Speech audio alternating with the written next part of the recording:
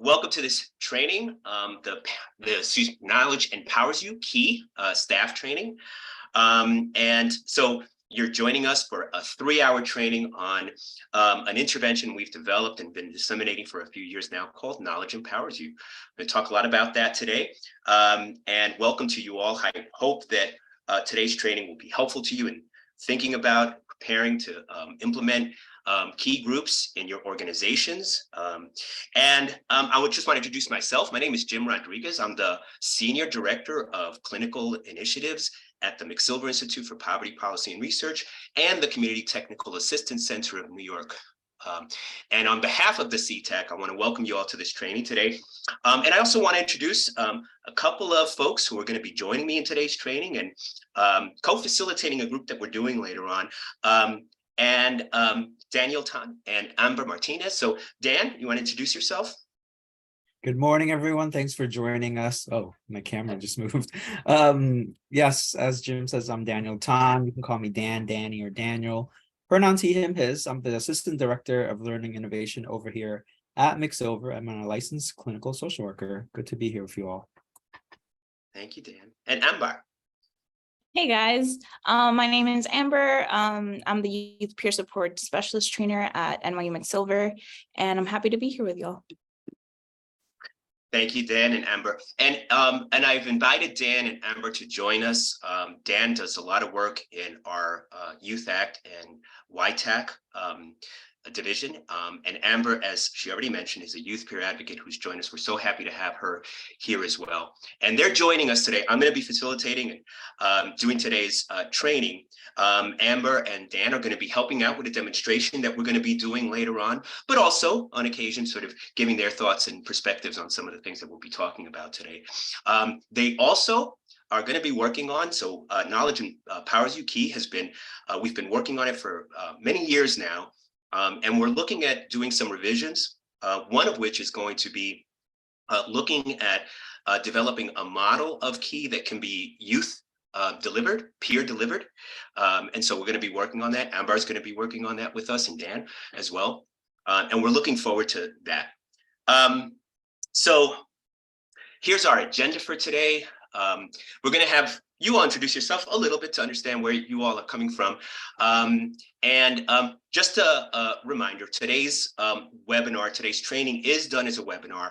So we will not be able to, you will all be on mute for the entire webinar. However, you will be able to chat in your questions or thoughts, and I'll have a few opportunities for you to chat in your thoughts during the course of the training. So our agenda is we're going to start off with a little background and rationale for key. We're going to talk about the history of key very briefly, but also talk about adolescent decision-making. Key is all about adolescent decision-making or youth decision-making. And then we're going to talk about the benefits and logistics of key and the key approach. In part 2, we're going to review the sessions and talk about the sessions of the key program, the structure of the sessions, the content of the sessions, and then we're going to give an overview of our group model, ropes, and that'll be clear, much clearer later on as we talk about this. And then we're going to end today with a demonstration of a key group, a brief demonstration to give you all a picture, an idea of what a key group might look like. I also want to mention for that demonstration, we are going to ask members of the audience to participate as key group members.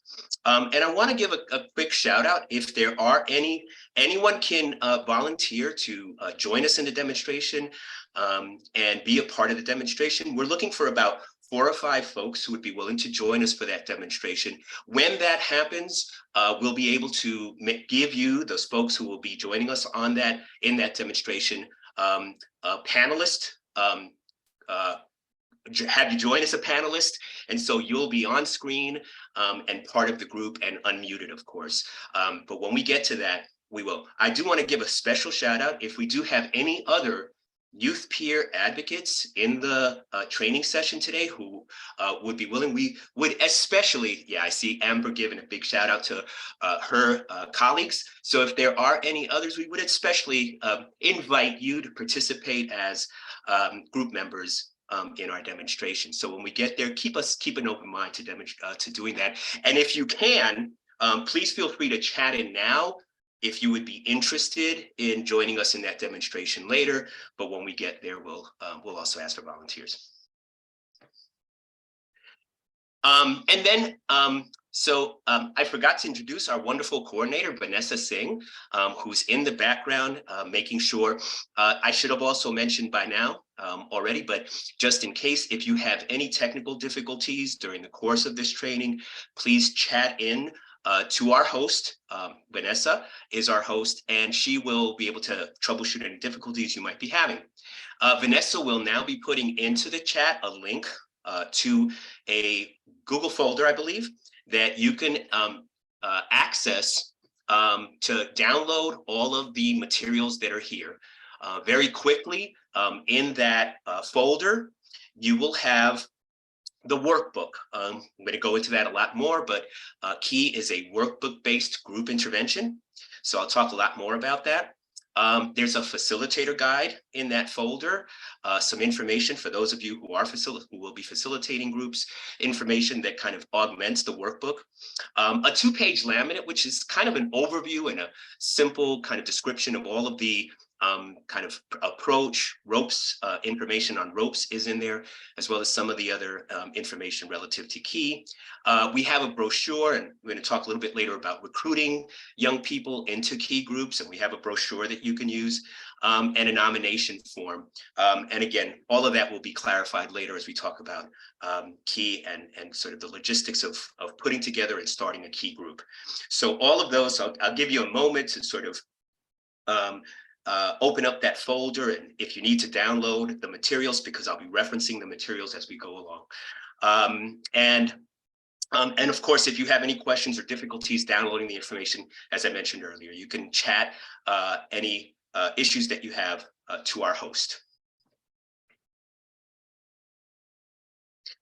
And then just quickly, I realize we have a lot of folks in here, but if you can quickly just give us a sense of who's in the audience today, what agency are you from, what's your role at the agency, and how could Key be important to your agency? I realize that you only have a brief description of Key from our announcement, but if you can give us an idea of how it might be important to your agency with respect to providing groups and services to young people, transition age, youth, young people around the age of 16 to 25. That's kind of our target population. So if you have any thoughts, please feel free to chat in some of that information.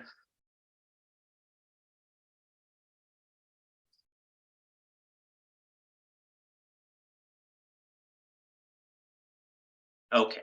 Adriana, CBHC intern. I hope to use this with my future clients. Thank you, Adriana. And actually, we're going to talk. I'm glad to hear that we have interns here. I have to say, I'm a social work supervisor. Forgot to mention that earlier. By trade, I am a social worker and psychologist by training. And when I supervise social work students, I'm always very shocked to hear that they are sort of put into running groups, but oftentimes with little guidance. So we hope that Key will be an intervention that you can use. Rebecca, Access Supports for Living, Youth Peer Advocate. Thank you, Rebecca. Again, if you're willing to participate on a demonstration later, that would be great. Tamar, OHEL Children and Family Therapist. It can be useful to youth that I work with. Thank you, clinical support staff, Atali, clinical support staff with Youth Act Monroe Region. A lot of my clients are looking for jobs or thinking about the future. Thank you for that, Atali. We'll talk about that later. One of the aspects of Key is thinking about future and talking about school and making decisions about school and work. So that's definitely a part of Key. Cassidy Castro, Youth Peer Advocate in Staten Island, working for families on the move and work with youth 12 to 17. Quick mention about that, I'll talk about it later. Like I said, our target population is, again, transition age youth around 16 to 25. But actually, some folks who have been in Key trainings have used it with younger adolescents as well. Adapted in some cases, but used it with younger adolescents. Thank you all for sharing. I'm going to move on, but I just wanted to get a sense of who's in the audience. And I appreciate you all sort of giving us an idea of who you all are and who's in the audience. So very quickly, background on Key, and this isn't so much background. I mean, I think many of you are probably well aware that we're currently in the middle of a youth mental health crisis. There have been increases in emergency room visits and inpatient hospitalizations for young people with depression, anxiety, suicidality, and eating disorders. The Surgeon General recently came out and talked not only about the youth mental health crisis, but the impact of social media on the mental health of young people. But not only that, there's other challenges in the world. We have increasing stressors in the larger society, gun violence, global warming, increasing rates of hate crimes targeting people of color, young people of color, and the rise in white supremacy, anti-LGBTQ laws, and xenophobia that impact all youth and oftentimes disproportionately impact youth of color and youth in the LGBTQ community.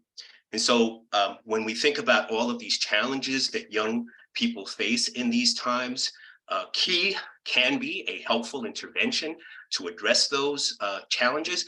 And then we also are very clear that because it's a group intervention, it allows you to see more young people and provide support to more young people than individual. And in many ways, the mental health system right now, because of the increased rates of mental health challenges among young people, is difficult to keep up with. So a group intervention can help in that way as well. But even before this mental health crisis that we're having right now, some other things. About 1 in 5 students were bullied at school. Nearly 1 in 7 students report ever misusing drugs, prescription drugs. Give me 1 second. Okay, and persistent feelings of sadness or hopelessness reported by 1 in 3 high school students. And again, many of these rates are increased during this current mental health crisis. And about 1 in 5 students seriously considered suicide. So again, all of this speaks to the need to support young people during these very difficult times. And so what's Key and how Key can help address some of those difficulties?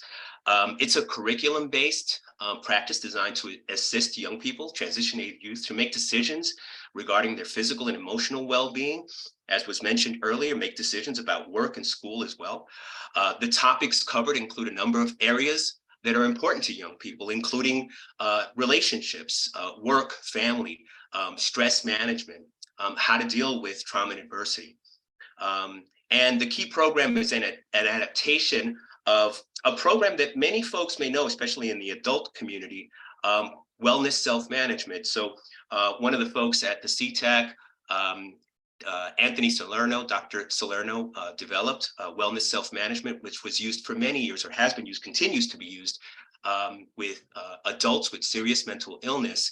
And essentially, it's a way of helping those adults deal with and address, and in many ways become sort of managers of their own mental health, and putting decision-making and information in their hands to make informed decisions about their care.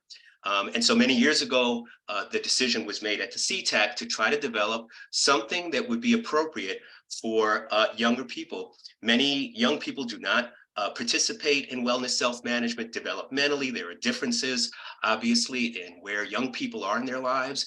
And so we decided to sort of develop something similar. And it's been through a few different iterations. The first one actually was very close to wellness self-management. And it didn't go over well, again, because developmentally it wasn't geared to the needs of young people. And so we began to work on revisions of it to make it more developmentally appropriate for transition age youth. And so that one was better received by young people, and the clinicians doing the intervention as well. And then, so it's been through additional revisions since then. One of the most recent revisions included aligning it more with trauma-informed care principles. So there's been some additional sessions and work added around addressing stress, but also addressing trauma and adversity in the lives of young people. And in fact, later on in the demonstration, we're going to focus on the session that kind of talks a little bit about trauma and adversity. So that's a little bit of the history of what Key is. In more specific terms, the basic key program is a group with individual workbooks. So as I mentioned to you, the materials that you have, the workbook that you have is what you would give the young people participating in the key groups. Again, very much consistent with wellness self-management. Wellness self-management was a workbook kind of driven group intervention. And again, it's intended to be a group intervention, although we do talk about it and it can be used individually with young people. We think the value of it is enhanced in groups for reasons that I'll talk about later.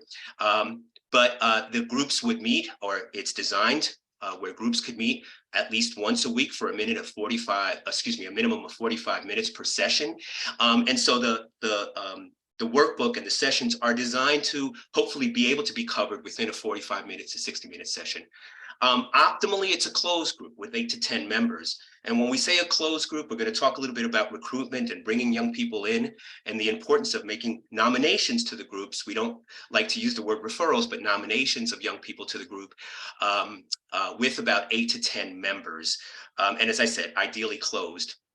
And we're also going to talk later about how to recruit young people into the group, including the very important piece that we oftentimes miss is pre-key group interviews with young people to assess their level of preparedness and readiness to participate in a key group.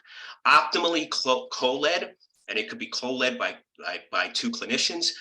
Many organizations have had it co-led with a clinician and a youth peer advocate. Not unusual to see that. And as I mentioned earlier, we're going to be working on a version where it could be co-led by youth peer advocates solely. There's 26 sessions and a lot of material in there. We're going to go through that a little bit later, but we also want to be clear, it can be flexibly implemented. So we'll talk a little bit more about that when we get into the details of the sessions.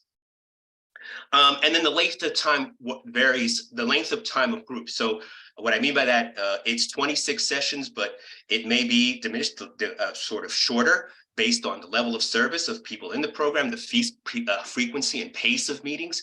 And a typical group will last about 5 months. But again, we also know that there are oftentimes limitations in programs where it might not be. So when we talk about it being flexibly implemented, we also want to sort of address where the needs are. And you can choose as implementers, you can choose which sessions you decide to focus on, and even where you decide to start.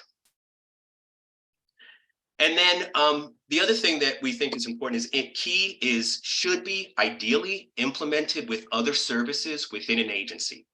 And so what we mean by that is, again, as I said, with Key, it's about informed decision making and helping young people make decisions about their lives. But it doesn't always necessarily mean that they're making those decisions in groups. We provide young people a forum to discuss issues in their lives, bring out some of the challenges that they may be facing, but then also identify action steps. So those action steps might include things like discussing a particular area that comes up in Key with their primary therapist in individual therapy, right? Or taking advantage, for example, of a program within an agency that's a vocational education program. So oftentimes, again, ideally, it would be integrated with other services within an agency if those services are available, or connecting young people with other services that they might need outside of the agency. It's reinforced with individual meetings, and it can be reinforced with individual meetings after groups. And as I said, ideally implemented collaboratively with other providers. And then some of the expected benefits for young people. First, hopefully increasing confidence and skills in thinking through the choices that they're making. We believe in empowering young people to make their decisions for themselves. We provide youth opportunities to evaluate themselves relevant to important decisions. So throughout the workbook, there are many kind of self-evaluations or check-ins that we have young people do in various areas with regards to their strengths or resiliency factors, challenges that they face, their beliefs about mental health and other services that are available. So throughout it, they're always doing self-checks. And then we want to make the best use of resources, supports, and services. Again, empowering young people to connect to the supports and services and help that they need. And really a big focus on helping young people understand their strengths in order to make informed decisions in their lives. So those are the things that we hope are benefits. We're going to talk about how you get to those benefits and our approach to doing that.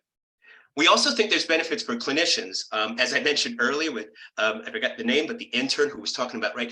This is in many ways, when you're doing groups, it's oftentimes difficult to think about material. And so it supports and guides staff to use motivational, educational, and cognitive behavioral techniques. We're going to talk about those as sort of the core competencies that drive Key.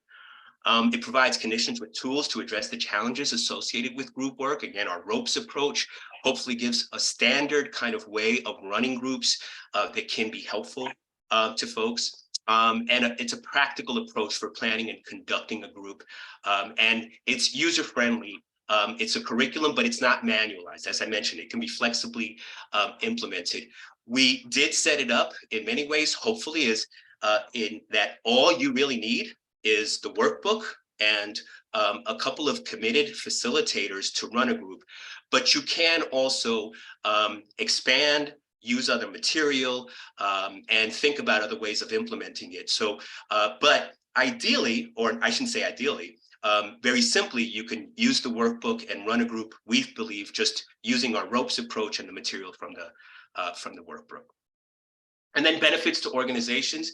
It's a practical vehicle to promote recovery-oriented and person-centered services with young people. Support staff development on core clinical competencies. So integrating some of these core clinical competencies that we'll be talking about more later. And it's inexpensive and easily accessible. The materials that we're providing you, of course, are free. Of course, we don't have the funds to pay for copies of them. So in many ways, the copying of materials and the workbook will be an expense. Sadly, in the past, we would offer those, but we don't have the budget for that. But it's also consistent with criteria for medical necessity. In other words, you can bill for this. And then it's generally endorsed by multiple stakeholders. As we've been developing this, we've gotten feedback, obviously, from clinicians and researchers who do work with transition age youth. And also, and most importantly, we've gotten feedback from other youth peer advocates in the community who've given us really valuable feedback as we've been developing the materials in here.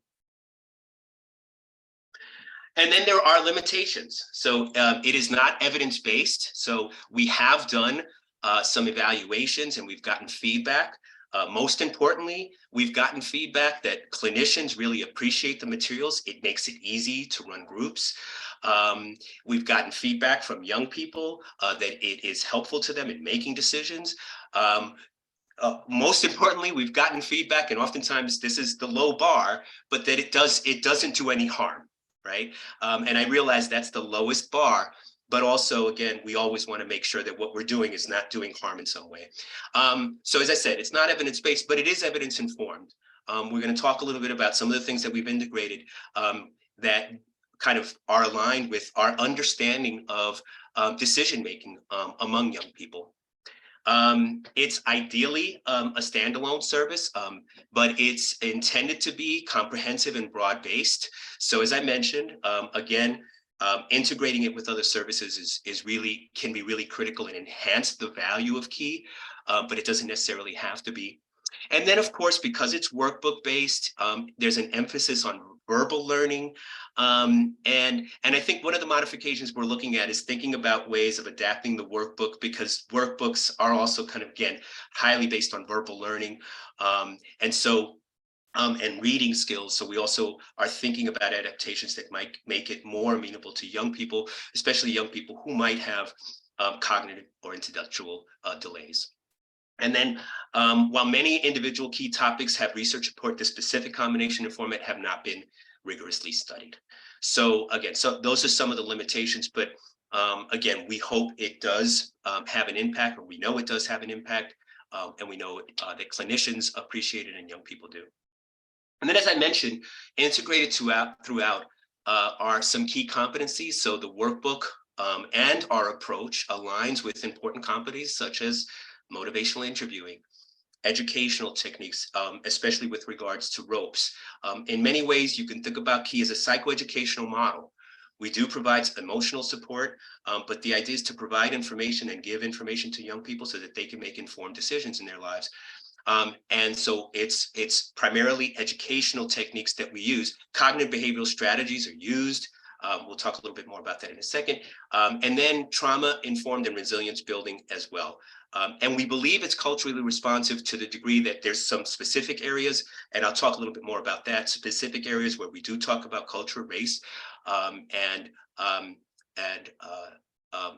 social identities, and gender identity, all the kind of issues around identity that we think are critically important for young people to work through in those transition age years. It's in these competencies are embedded in the workbook, and the facilitator guide are also available. So really quick on motivational enhancement.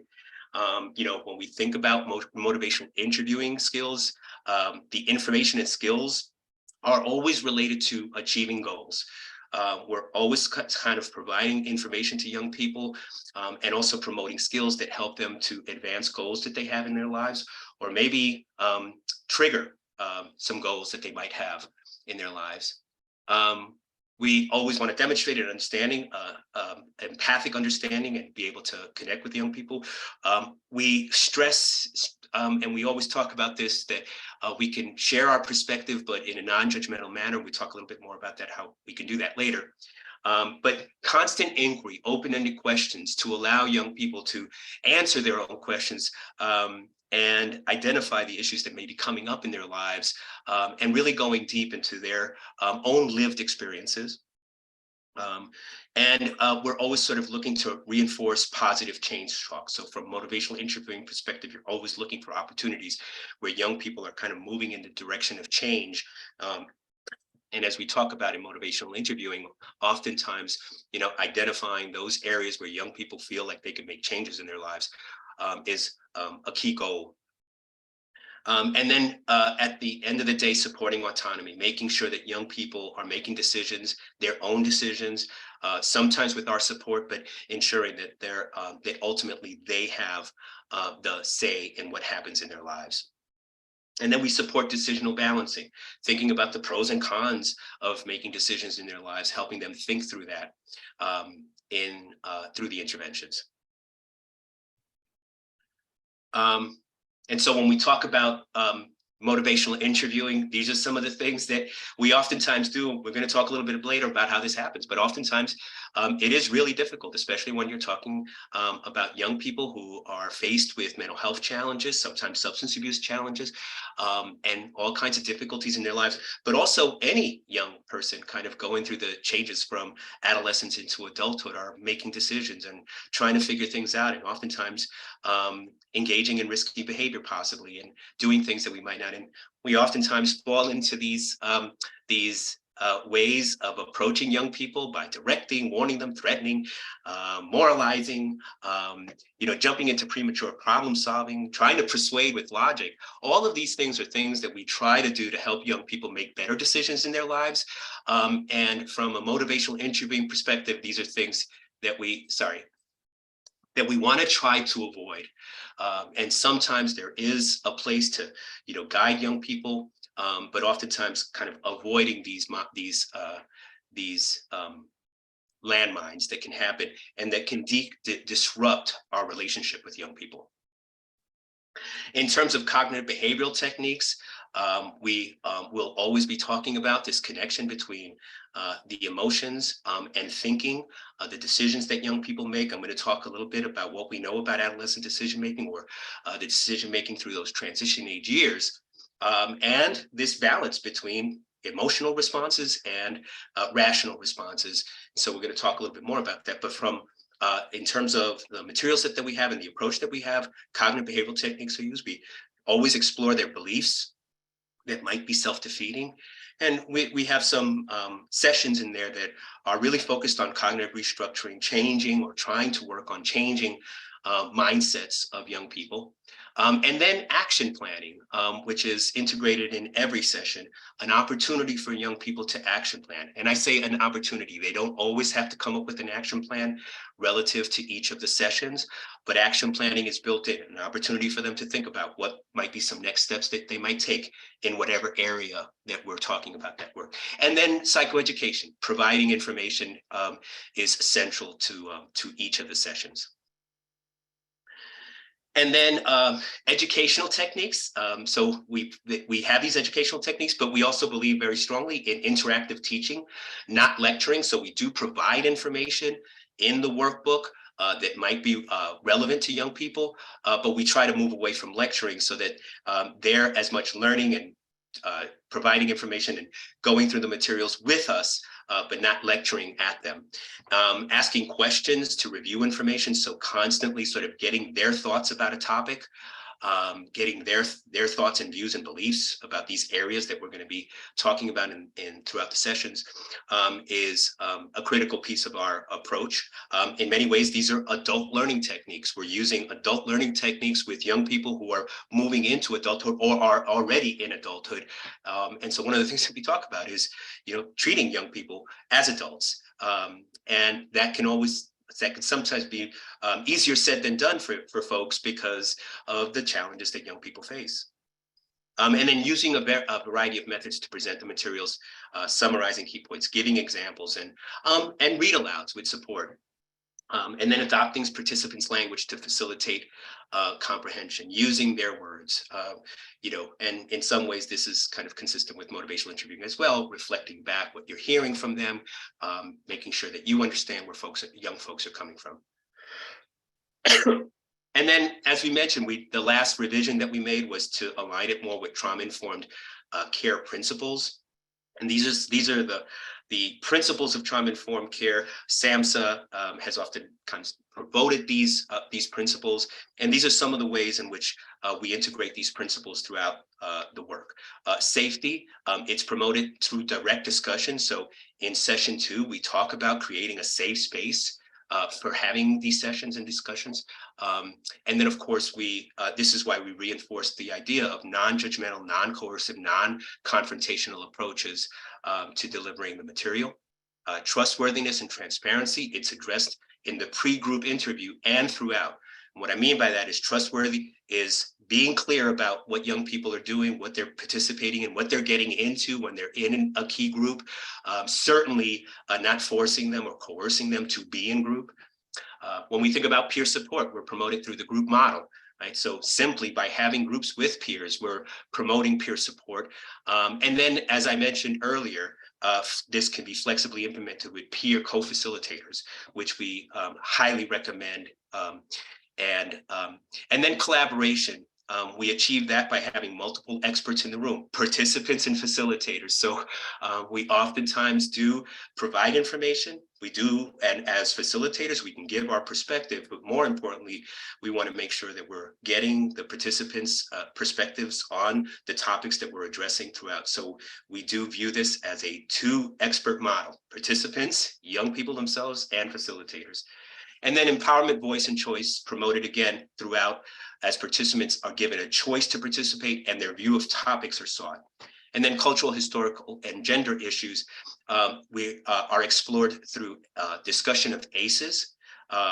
We talk about that in session 5. And then actually we have a session dedicated to exploring social identities. So we very directly deal with these issues around race and sexual orientation, gender identity, and so forth.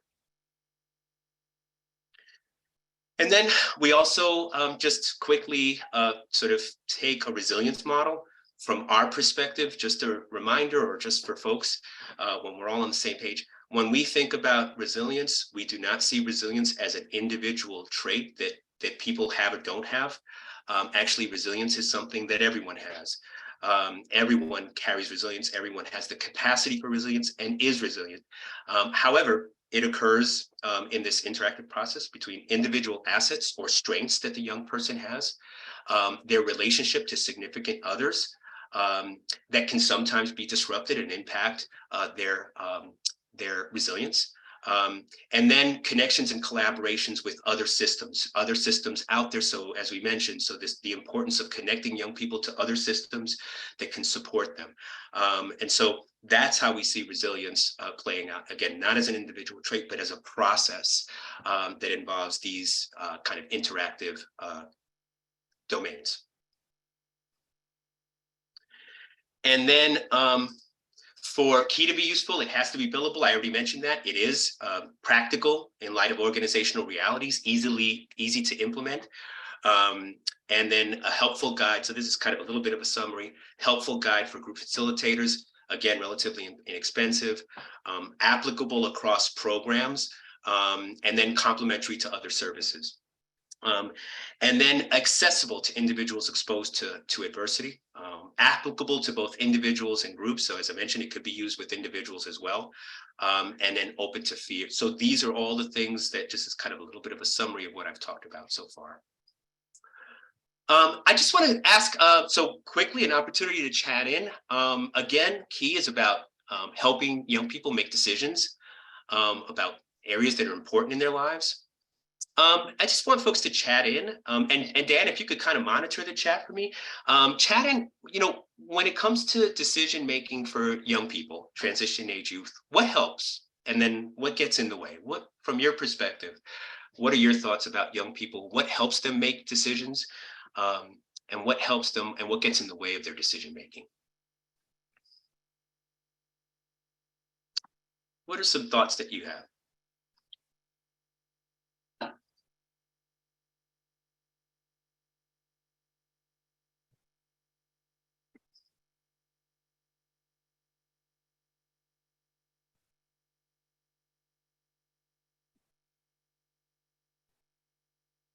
Meeting them where they're at. Thank you, Liza. Meeting them where they're at. Motivational interviewing techniques help. But by those two initial responses, again, in some ways, what gets in the way is us, the adults, oftentimes imposing things on them. So those two things off the bat sort of jump out at me. Obligations to families. So yeah, the importance of families and others. Help, positive home life, peer support. Elaine, thank you for that. Fears and insecurities often get in the way.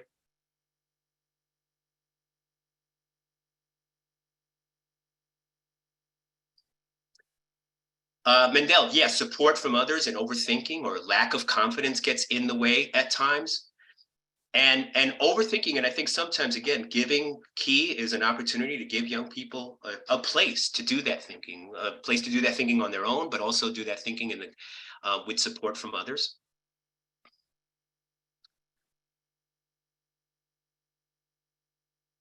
And Dan, please feel free to keep shouting out some of those.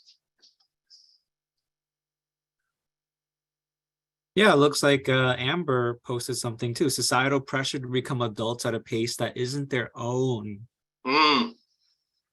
Such a big one. Yeah. And yeah, thank you, Amber, for that.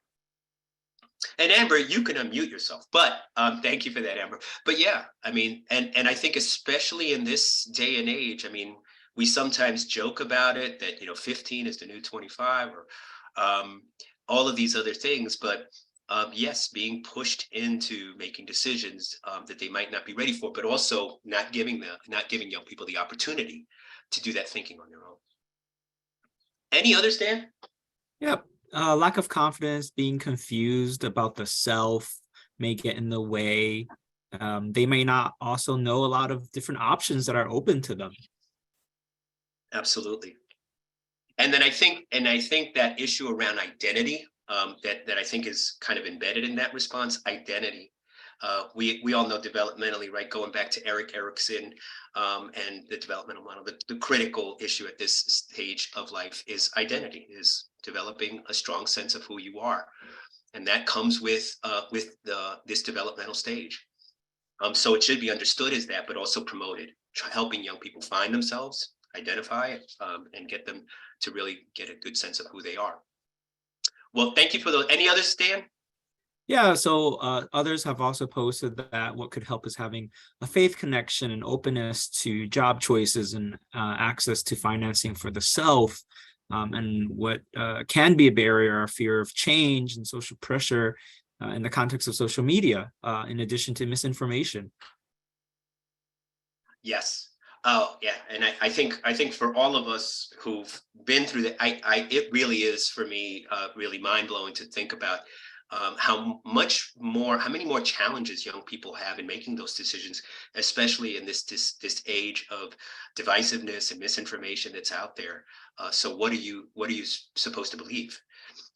Again, many of these factors. Thank you all for that.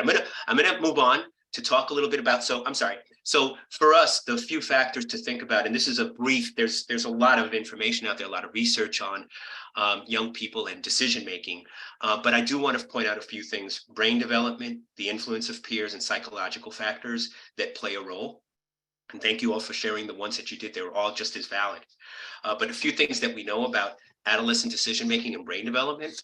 First off, just to be clear, young people are supposed to take risks to learn.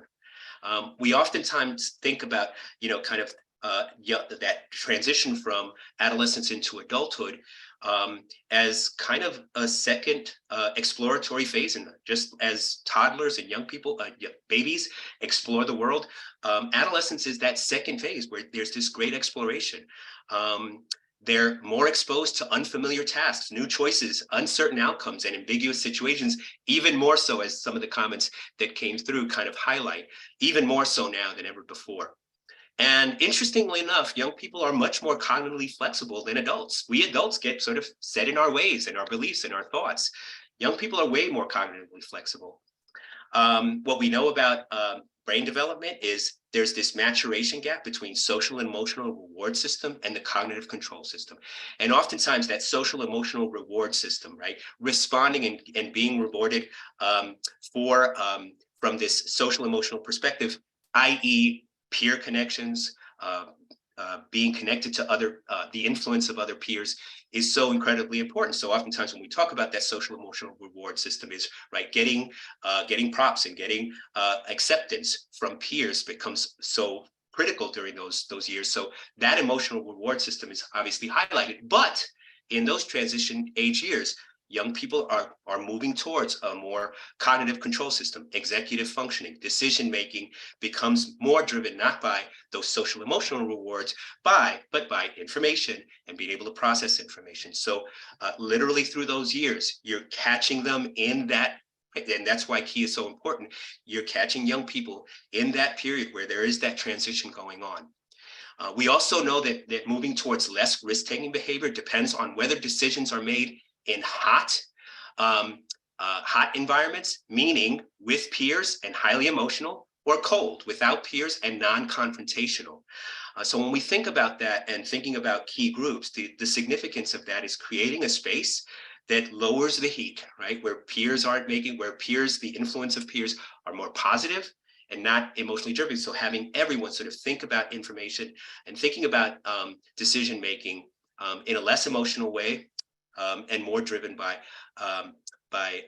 the executive functions, pros and cons, looking at the positive and negatives of decisions that they make, and all those kinds of things become important. And they're able to do that at this stage increasingly. And then influences the influence of peers. Yes, peers are important. But it's interesting because adolescents actually believe peers are greater risk takers than they actually are. Peers are associated with those reward systems, as I mentioned already, and then risky decisions are often made in the presence of peers. But then there's this other piece about motivation to change, and oftentimes moving from an extrinsic motivation to change is the influence of family members and friends and teachers and other adults. Oftentimes push young people into getting help and making changes in their lives. And oftentimes, again, peers can be a part of that. But it's also important to understand that it starts with these extrinsic motivators, but young people do move into the intrinsic motivation. And what's critically important in moving from this extrinsic motivation to intrinsic motivation is the importance of creating spaces where young people are able to make decisions that work for them. So that's why we focus so much on giving young people information, allowing them to think through what those decisions are that work best for them, that aren't necessarily for the sake of others, but for their own sake. And again, as they're moving from that extrinsic to intrinsic motivation to change, the intrinsic factors include things like family, friends rather, adults, mentors, and family members, others kind of pushing young people to make those changes. But yes, moving into that intrinsic motivation to change can happen during these years. And then there are psychological factors. One of the most critical ones from my perspective is the impact of trauma and chronic stress, attachment disruptions early in life. These are all factors that can also make decision-making difficult because they affect learning and development. But we also know that research on neuroplasticity suggests recovery is possible, recovery from that trauma. And again, that's going to come from increasingly empowering young people to make decisions on their own. And so, in many ways, engaging them in this process of thinking through their decisions and helping them make decisions and giving them the space to do that can, in many ways, be a kind of facilitator of that neuroplasticity and creating neural connections that help increase that capacity to move from that social and emotional reward system that I mentioned earlier to more cognitively and logically based decisions in their lives.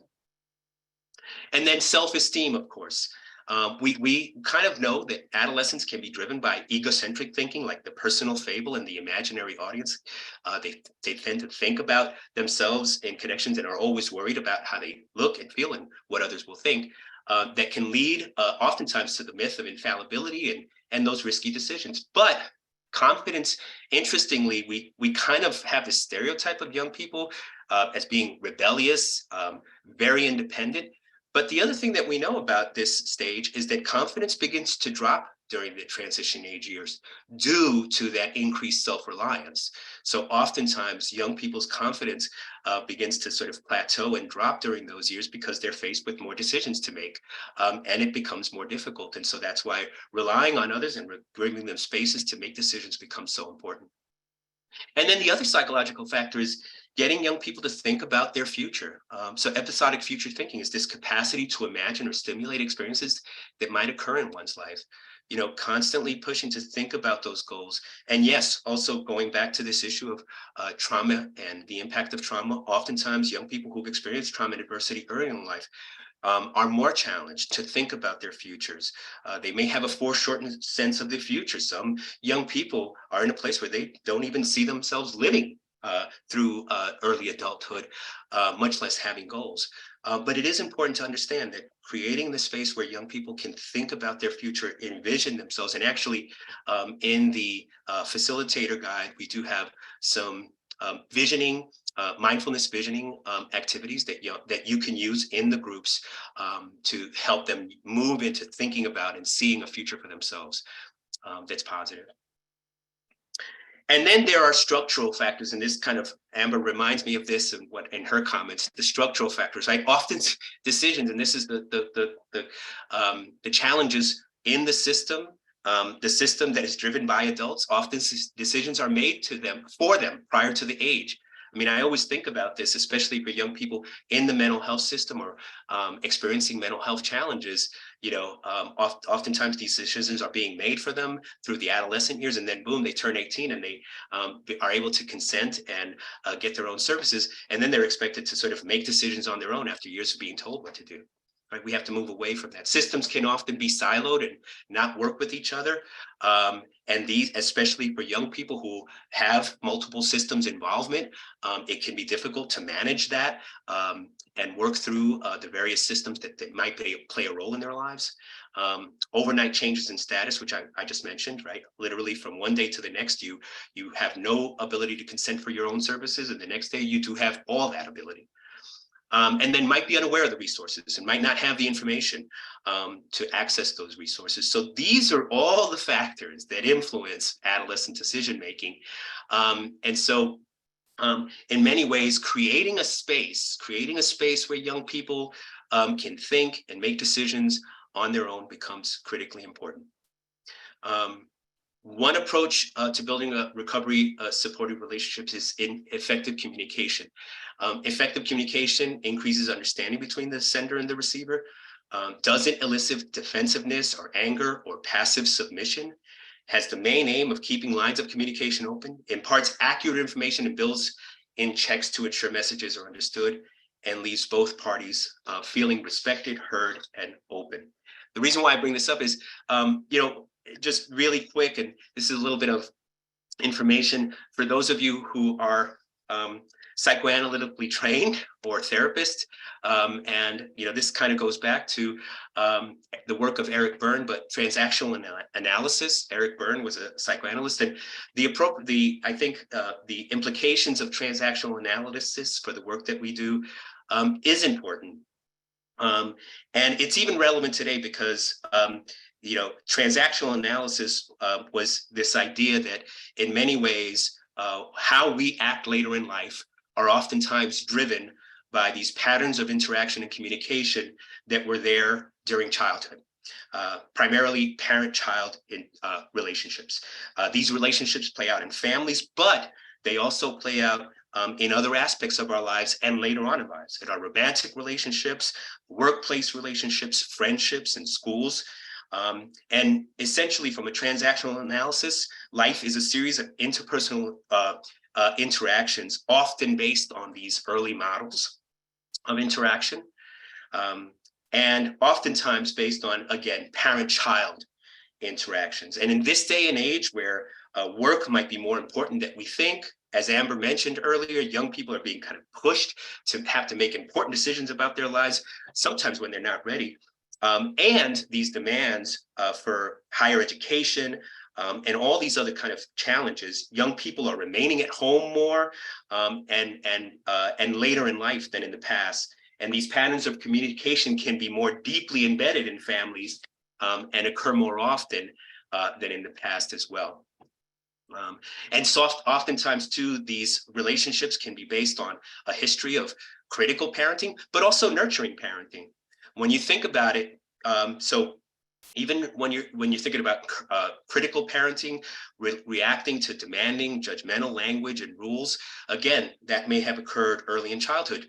But think about your own experiences when you are brought into a supervisor's office to get feedback that might be critical.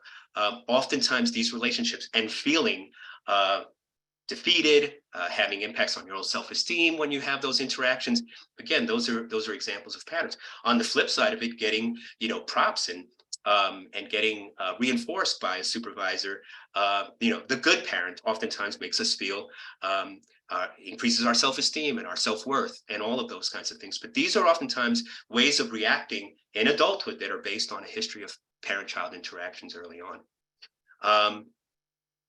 And so in many ways, when we think about Key, it is about shifting that and not reenacting these interaction patterns from earlier in life, and having more adult-to-adult conversations. And adult-to-adult conversations are here and now focused. They test reality and meaning they're based in information and accurate information. Scientific, there's fact-finding and observant, calm and rational, problem solving or problems solution-focused, and calculating, making decisions based on things like decisional balancing, pros and cons, and thinking through those and what the impact might be in their lives of certain decisions. And self-reflecting and explores assumptions, getting into understanding where young people are coming from and where those beliefs and thoughts are coming from is critically important. And decides on a course of action based on the situation, identifying the situation. So many of you may be hearing, right, just these cognitive behavioral principles at play, right? Situations trigger certain thoughts and emotions, and those thoughts and emotions lead to behavior. Breaking that down for young people. And then also always asking those 5 W's. Keep an eye on the outcomes and adjust. 5 W questions: who, what, when, where. All of those questions that are important to understand when you're thinking about goals and coming up with plans for the future. Those are what adult interactions look like. And then all of this to say that the implications for key: first, avoid generalizations about young people and decision making. Neurodevelopmental studies demonstrate that there are individual differences. We sometimes come in with our own biases about young people and how they make decisions and their risk-taking behavior. We should avoid those generalizations, and understanding that adolescents are transitioning again from a peer and emotion-based cognitive processing to a more, cognitively based decision-making process. They're making that transition. Our goal is to help them make that transition more fluidly.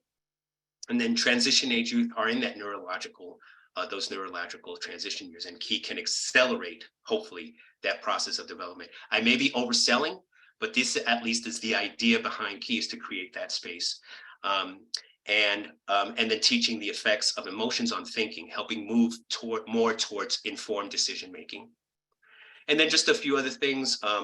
Appropriate expectations for transition age should involve helping young people to understand their decisions are not the result of intelligence or worth or character, right? We oftentimes have that tendency to make it characterological. Their decisions, whether they're risky decisions or the right decisions, we always try to make them sort of characterological.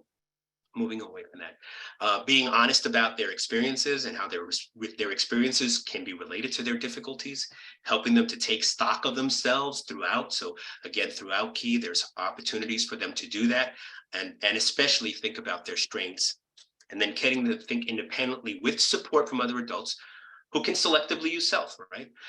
So it's not that you can't use yourself in this, but you want it to start from young people, helping young people think independently, and yes, giving your views when it's appropriate. And then reducing the heat, as I mentioned earlier, creating safe spaces where young people can interact, free from risky peers or overt adult influences, right? Both of those things. And then intervention should focus on helping young people conceptualize their future self vividly. When identifying a goal, always ask, how do you see this helping you develop a clearer picture of you in your future? That's not necessarily scripted, but that's how do you develop a sense of self that's that feels right to you and for you.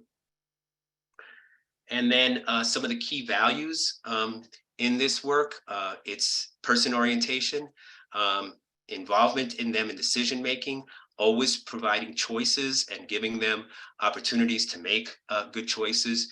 And it's based on a hope and growth potential. So always trying to sort of move young people and believing that young people can make choices in their lives that work for them. So real quick check-in. What do you do? What are some of the things? And actually, I'm going to move on from this because this is very repetitive of the other question, because I think many of you kind of talked about this when I asked earlier about what helps and what gets in the way. So many of you kind of already addressed this question of what do you do to promote adult communication with folks? Actually, I'm going to check myself. If you do have any additional thoughts about that, please chat them in. Are there any other things that we didn't talk about already that you do to promote adult-to-adult communication? Make that shift from being a critical adult to being having adult-to-adult interactions with young people. What are some of the things that you do to promote that we haven't already talked about?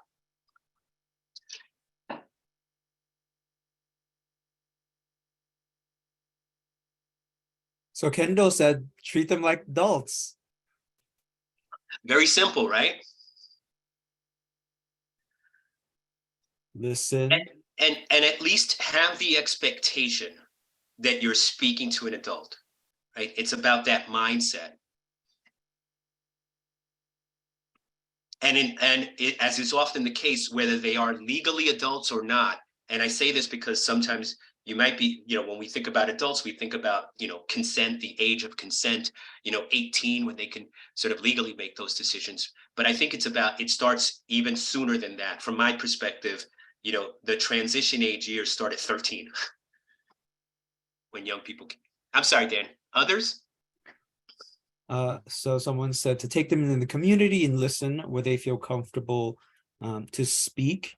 Even thinking about making sure youth are able to develop programs for themselves. That's what I'm assuming you mean. Watching your tone. How would we speak to another adult? Being respectful. Yeah. Raise a hand. Say raise a quiet hand, like I'm a teacher. Raise a hand though if you find yourself, and I think many of us could, like, we start talking in ways where we're like, oh my God, this is my parent. Going back to the transactional analysis. I can't believe that came out of my mind. Sometimes we find ourselves in situations where we are literally kind of acting in ways that weren't always necessarily helpful to us when we were younger, but we're finding ourselves in those positions. Any others, Dan? Yeah. Also important to show empathy to help them understand who they are and make changes, and allowing decision making, allowing them to raise those hands, right? To raise questions in a non-judgmental way. Amber also said it doesn't have to always be about whether they're adults or not. It's about the fluidity of self, and the idea there are moments where there are more important moments to act like adults, and the knowledge that performative action does lead to successful results. And then giving autonomy and being open to listening. Yeah. Fantastic. Yeah. That belief that ultimately it is the young person's, we have to let them make decisions for themselves. And yes, we can interject our concerns if they're making decisions that you think might be risky, but also allowing them that autonomy. And again, going back to what Amber was saying about identity, again, so critical, right? Making decisions. And this is the difficult part, right? Young people are sort of trying to figure it out. Who am I? How am I in the world? Who do I want to be in the world? And I think all of those are key questions that they have to have that space to be able to think through. Thank you for those. Okay. Apologies, I forgot to mention earlier. We're going to stop at 12. It's 11:30 now, so I'm going to continue. We're going to stop at 12 for a break, to give people a 5-minute break to do whatever you need to do, get something to drink or come back and come back. So promise we'll stop at 12. It's 11:34 now. So I'm going to go through and start talking a little bit about the review, the structure and the content of Key and the key sessions. But as I said, we'll give you a break in about 25 minutes. Okay. And if that's going to be for sure, you can depend on stopping at 12. Okay. Moving forward. So thank you all for your thoughts and chatting in your responses to some of those questions. So now we're going to go into a review of the structure and content of Key. As I mentioned earlier, Vanessa shared all of the documents. If you want to open up those documents and sort of follow along with me as I talk through this, you can scan through the material as we're sharing this with you. And just a review, so you should have, again, a PDF of the workbook, a PDF of the facilitator guide, the 2-page laminate. You won't really need that. That's more to keep around and have as a quick reference guide. The key brochure, which I'll be talking a little bit about, and then the nomination form. So if you want to follow along with those, and I will probably bring them up as I share as well. So the format of the Key workbook is it's organized into 7 sections with 26 total sessions. Each week's session is divided into 3 major parts: important information about a topic, and bringing young people into the conversation about what that topic is and why it's important, personalized worksheets, and action steps. Broadly, those are the kind of 3 areas, 3 parts of each of the sessions that we have. And then they may also contain discussions, session questions, group activities, role plays, and other activities. The facilitator guide has some additional activities and information that you can use for the sessions. And so I'm going to go through this section by section, not session by session. So section 1 is an introduction and orientation. And as you can see, there's 4 sessions just on that alone, but it breaks down into these areas. One is what is key. And obviously, and again, going back to transparency and clarity, like what are you getting into? What is key? Now, again, I'm going to talk later about the pre-group interview, so they should already have a sense of what key is. But in session 1, in a group format, what is key? What is making decision and sort of explaining, making informed decisions that work for them, the focus of key and what it's going to be throughout. Session 2 is going to be a little bit more on getting to know each other and creating a safe space. And again, depending on where you are, you may want to reverse those two, but we want to introduce young people to key and the importance of informed decision making. Then we have an opportunity to get to know each other, and but also a focus on what is needed to create a safe space to have these discussions. Again, that is so critical, going back to what we talked about earlier, right? You want to do stuff that makes those sessions and the group format move it from a hot environment to a cool environment, a place where they can talk. So that's where, ensuring that everyone feels safe in those, because if they don't feel safe, right, their emotions are triggered, and they begin to sort of make not so good decisions in their lives and use the materials. Number 3 is on goal setting, how to make decisions about goals you set. What does it mean to set up goals, and what is a goal, and how do you achieve it? And then session 4, which is the last one in section 1, is an introduction to resilience, knowing your strengths, helping you to heal and make decisions. And so a few things about that section. The last I just want to mention, as I said, session 4, section 2 starts with how when bad things happen in your life. So it's our session on dealing with trauma and adversity, but we want to talk about resilience before we talk about trauma and adversity. And again, that came from the many youth peer advocates who've kind of given their perspective on how to structure these sessions. A few notes on section 1 generally. It's important to add sort of group guidelines. So again, the basic things that we often talk about, right?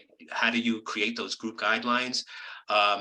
And ensuring that you're addressing those group guidelines, like being respectful and all those kinds of things, but also engaging young people in designing and having their input into what the group norms and guidelines might look like. And then again, safety and connectedness are covered in session 2. That is a critical piece to, again, creating safe environments. And then goal setting, session 3, it's a specific, there's a specific list of goals available, but again, more for young people to look at, not to impose it on them, but there's sort of all kinds of goals that young people can look at in Appendix C of the workbook. Providing choices, they do not have to choose right away on a goal. So in many ways, goals are going to be coming from each individual session. So, but they also may have a larger goal. Going back to something, they may have the goal of moving into the workforce or getting a job or going back to school or whatever it is that's going on in their lives. Making those choices, they don't have to choose a goal right away. And it can be helpful, but it's not necessary for them to choose a goal right away. And also, they may be choosing goals, and those goals may change over time. Again, perfectly appropriate. The other thing around goal setting, in the facilitator guide, we have a goal visualization mindfulness activity. So for those of you who kind of feel strongly about mindful, there's a lot of mindfulness activities that you can integrate that are in the facilitator guide. And one of them is this goal visualization mindfulness activity. So if you feel comfortable doing mindful activities with young people, that goal visualization can be helpful in getting young people to do that, to move into that episodic future thinking we talked about earlier, right? Being able to see themselves in the future. Ground rules, ground rules are great, but again, it's important for us to create those safe spaces through our actions. So us being safe and trustworthy. We want to personalize experiences for each participant, making sure that obviously they're making individual decisions in this group format, being transparent to all, and then keeping all on track, but also being flexible. as I mentioned earlier, you can be flexible. It may be that during the course of one session, an issue comes up and you may decide you want to move into the discussion about relationships, which we'll talk about later in section 3, but move into another area depending on what the group is bringing up. So you can also be flexible in terms of how you implement it. You can certainly jump. We don't, although there is a kind of logic to how we set up the sessions, especially with section 1, because again, we're trying to set the groundwork, set the context for the groups. Again, after that, you can kind of flexibly implement all of the sessions.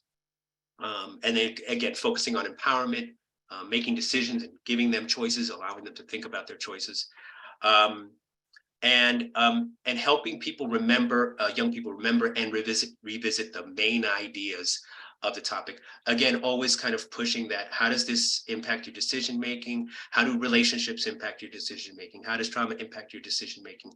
All these, that should always be the main question driving the work. And then giving them opportunities to apply what they've learned. That's what we talked about earlier, with every session ending with an opportunity to go make goals. And then a few other notes. Just resilience ends this section in preparation for section 2. Obviously, it's okay if they don't have a working definition of resilience. We provide it, and we can talk about resilience and use whatever language. We oftentimes, although academically there's differences between strengths and resilience, but we want to be able to sort of talk about their strengths, individual strengths they have, but also connections, critical connections that they have to others in their lives. And I already talked about viewing resilience as a process, not an individual characteristics. Again, throughout this section, there'll be personalized worksheets they can do that are key to resilience factors, both individual assets and external resources that they might have. And then the coping with stress and relationships section in section 2 will address additional resilience factors. How you cope with stress is also going to be addressed in section 2. And section 2 is dealing with stress and adversity. So as I said, we end section 1 with a conversation about resilience, but then we moved into how do you deal with stress and adversity? Our session 5, when bad things happen to good people, understanding how stress impacts decisions. We talk about various levels of stress or types of stress. And then we do talk about toxic stress and trauma. In that section, deciding how to cope with stress, a key to well-being. Helping young people. And again, I often talk about this with anyone when we're talking about coping with stress, is self-care and addressing issues around individual well-being is not one size fits all. Everyone has different ways of coping with stress. So helping young people identify the ways that they cope with stress are critically important, not defining that for them. Building self-confidence, we have a whole session devoted to that. The power of thoughts, positive and negative thinking, and then knowing yourself, as I mentioned earlier, exploring your social identity and values. And so, again, for session 4, again, preparing young people. So when we talk about transparency, especially in the context of having conversations, having conversations about trauma and adversity, we want to make sure that we're preparing people for that discussion.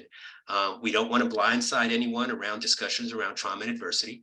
And then that session describes, again, adverse life events. So we actually do have a very modified ACEs questionnaire in that section. And we don't necessarily have to answer those or self-disclose, but we do want them to sort of think about the impact of those adversities in their lives.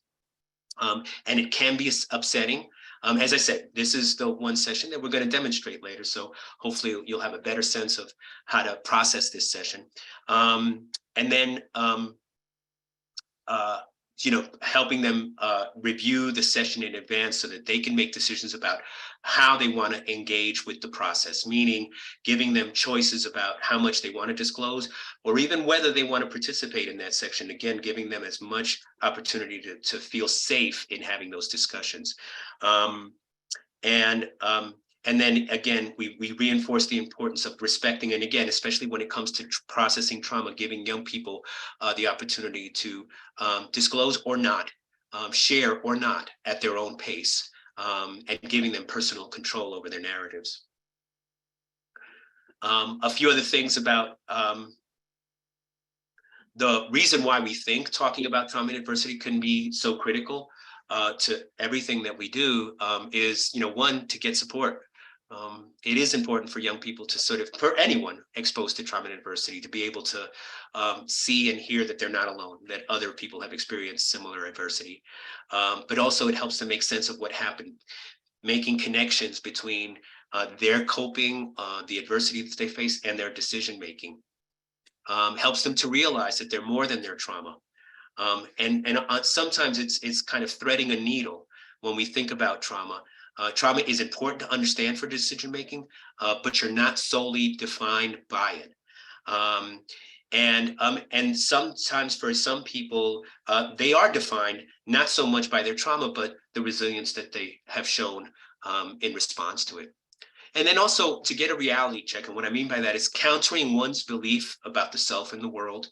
What we know about trauma and adversity is that it can also impact, again, very obviously, how people, anyone exposed to trauma and adversity, sees themselves as worthy or not, as powerful or weak, all the kinds of things that they can develop about themselves, but also about the world being an unsafe place, an unfair place. So it's a reality check in many ways, right? As we talk about in trauma-informed care, that movement from not understanding young people or anyone, again, exposed to trauma and adversity, moving from what's wrong with you to what happened to you, and helping young people understand that what happened to them impacts those views. And then to make meaning, to define and redefine trauma's impact. And sometimes post-traumatic growth means looking at, in some ways, how your adversity has made you who you are and how it's helped you overcome and heal. And then, it's also important in this section to normalize. Trauma or stress responses can be normal responses to a history of abnormal events. Again, many of the things that we, point to young people about substance abuse and unsafe sex and other kinds of things that we know can often be driven by trauma. We can normalize that. Normalizing doesn't mean condoning or accepting those kinds of things. It just means normalizing and validating that those responses are oftentimes based on a history of trauma. And just to be clear, right, this doesn't all have to happen in group, that last note, right? Again, because key is done in the context of a larger setting, promoting the idea that young people can continue to process their trauma. In fact, what we do suggest is that, it not be fully processed in group, but that maybe identifying ways in which young people can help address their history of trauma through individual therapy or whatever other kinds of supports that they might need to do that can happen outside of group, and that coordination becomes important.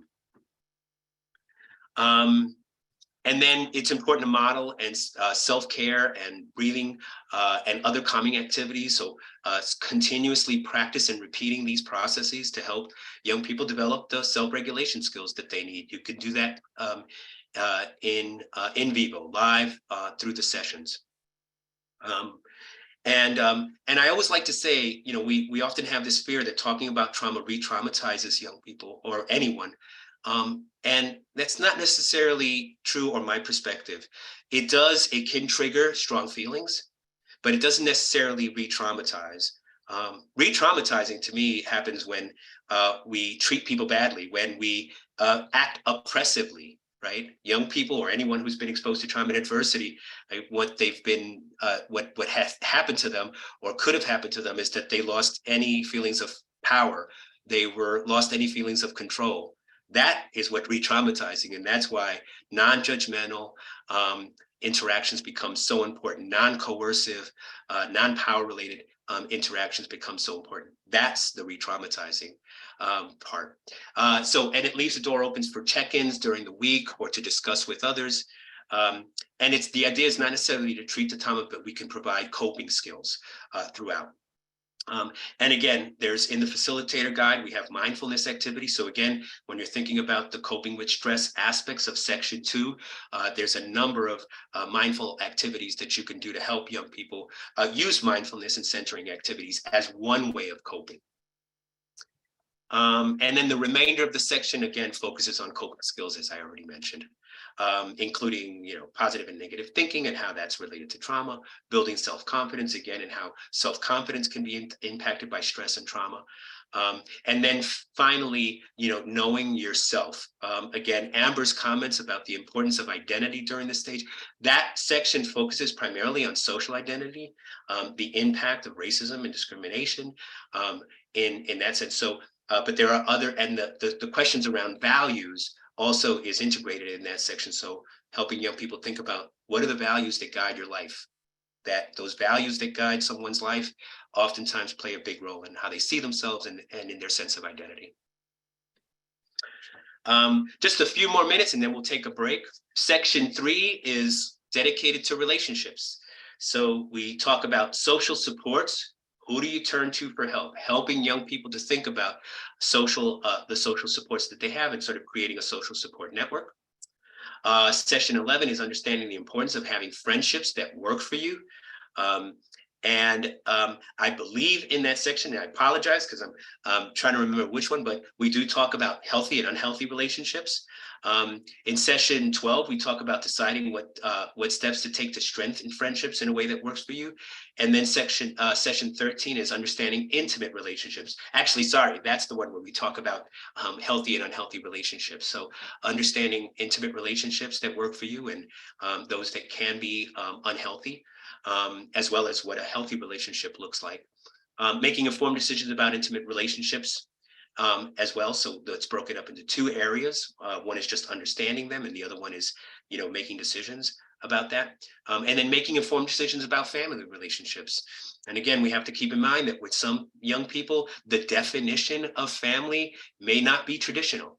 And so being able to explore definitions of what family means and decisions about which family relationships to try to strengthen or repair, and sometimes which family relationships or what family means to a young person, and developing a family of choice is also a part of that discussion. And then a few things about this. Friends can be a critical protective factor. So as we think about relationships and friends, critical, and family relationships, going back to our sort of model of resilience, right? Friends can be those critical relationships. Family members can be critical relationships, and romantic partners, considering with romantic partners, we also talk about reproductive health in that section, and intimate partner violence. Actually, this is a good reminder.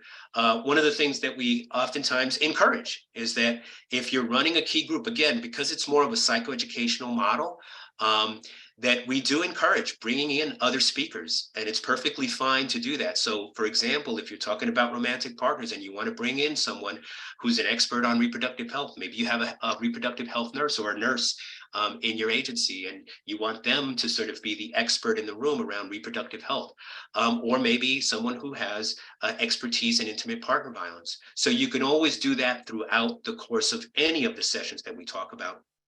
And then again, when it comes to relationships, being careful of judgments, being motivational, decisional paneling, what's the upside and downside of relationships, always moving into that.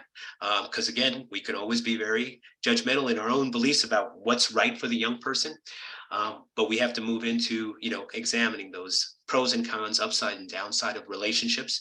And then examining how the relationships can help or hurt. All of these are kind of ways of decisional balancing.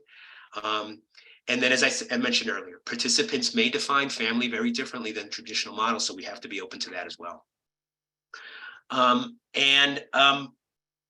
then section 4 is around staying healthy, deciding what to do, what steps to take to a healthier you.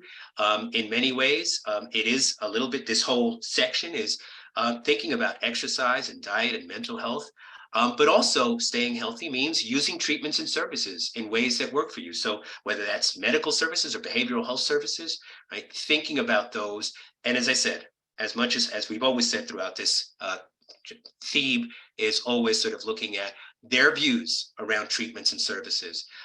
We know that, and actually research by our colleague Michelle Munson at the NYU Silver School of Social Work, always examining their history of mental health treatment or services that they've gotten, their views about the beliefs about the expectations they have for services. All of these are critically important in terms of connecting to the services that they need. Again, be mindful of judgment. We always so discussions of diet and exercise can often lead to shaming.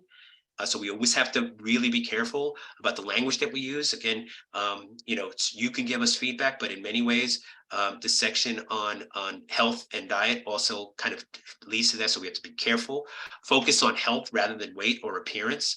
And then you could consider, again, inviting someone like a nutritionist or someone else who can come in and talk more specifically around health and diet and exercise. All of those certainly are things that you could do to augment the sessions.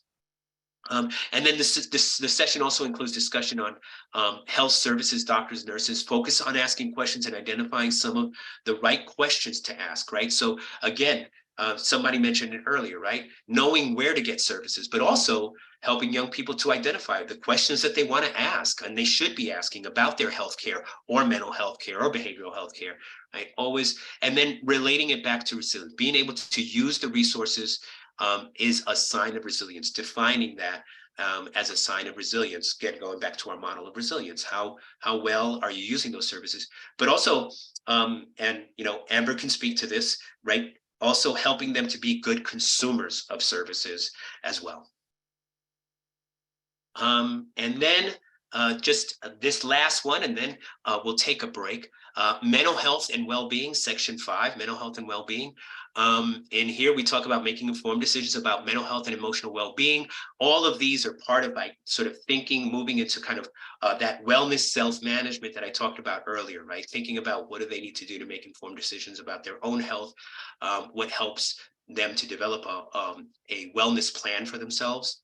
And there's 2 sections about that. We also talk about substances, basic information about how drugs and alcohol may affect physical and emotional health. Again, motivational interviewing, harm reduction model, not preaching to young people about this, but also giving them the information that might help them make decisions about alcohol and drug use. So that's kind of the approach. And then a few notes about section 5. Sessions 19 and 20 focus on mental health service use, including those barriers such as stigma and labeling. So we talk about stigma and labeling and the importance of understanding that. So in many ways, we try to address it from an anti-stigma approach and stigma reducing approach, and how to get the most out of mental health services. Again, those advocacy skills, self-advocacy skills.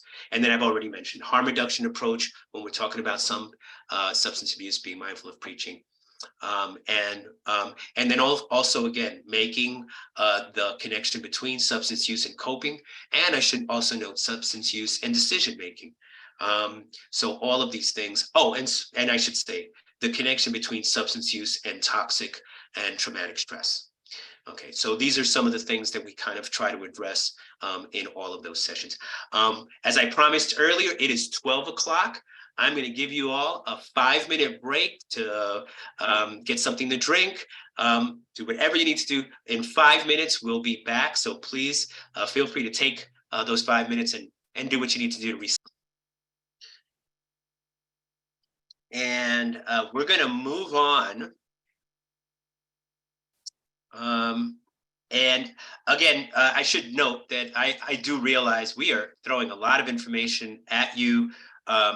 So what I do want to just a quick time check by 12:30. I'm going to go through this next section about the group model and our ropes approach. And I'm going to try to go through that quickly because we're going to do a demonstration. So it'll be much easier to learn by seeing than by reading, but we're going to go through that a little bit. And like I said, I'm going to go through it quickly and provide a quick overview.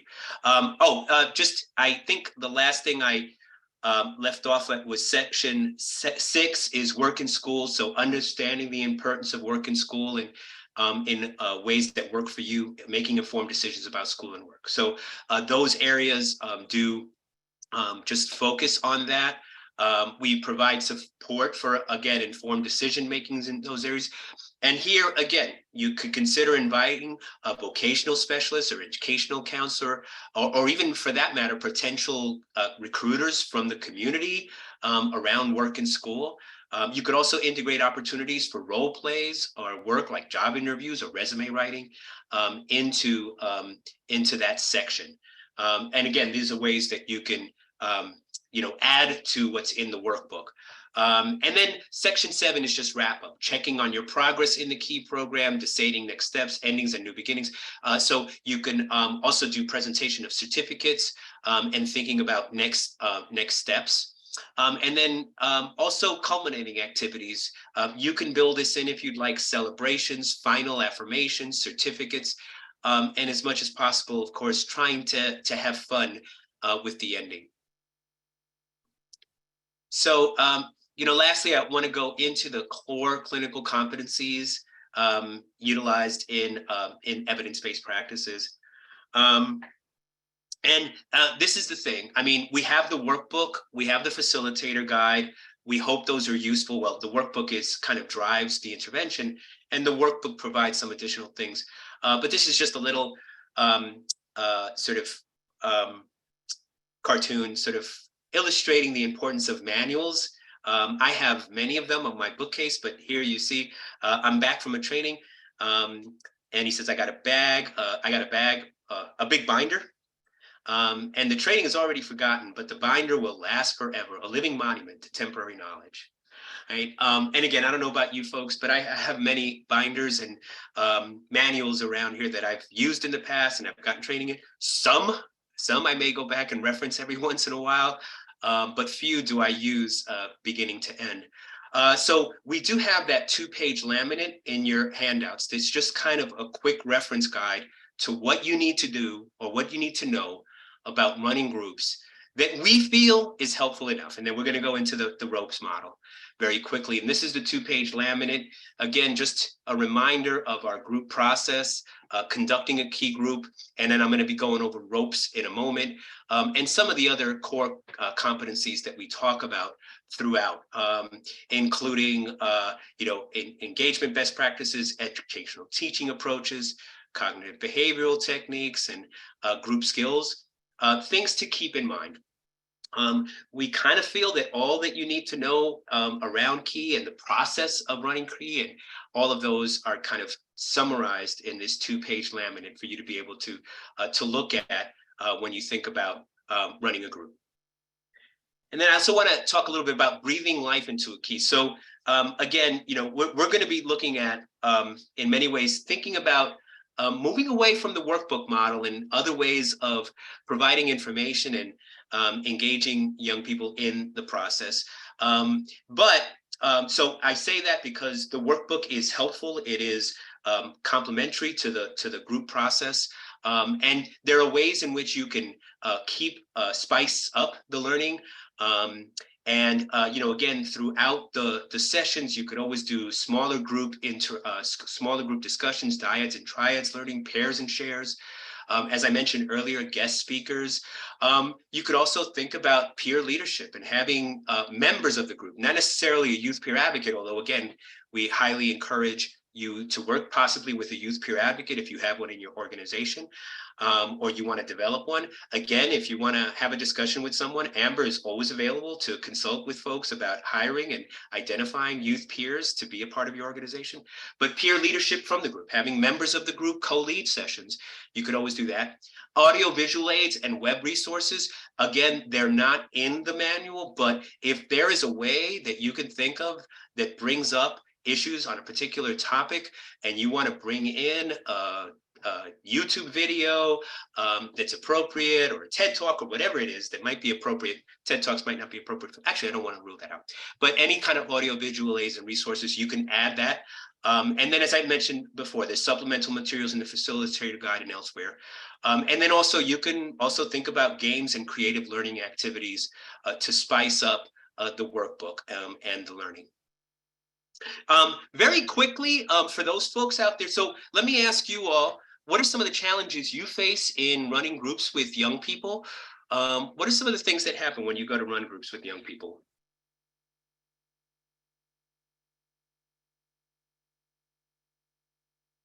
And Dan, are you taking a look at the chat? I am.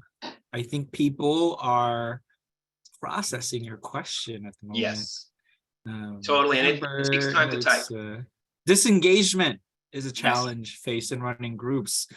Conflicting priorities or goals within meetings. Even the idea of participation and finding youth to join are big challenges. Great. Any others? Those are great.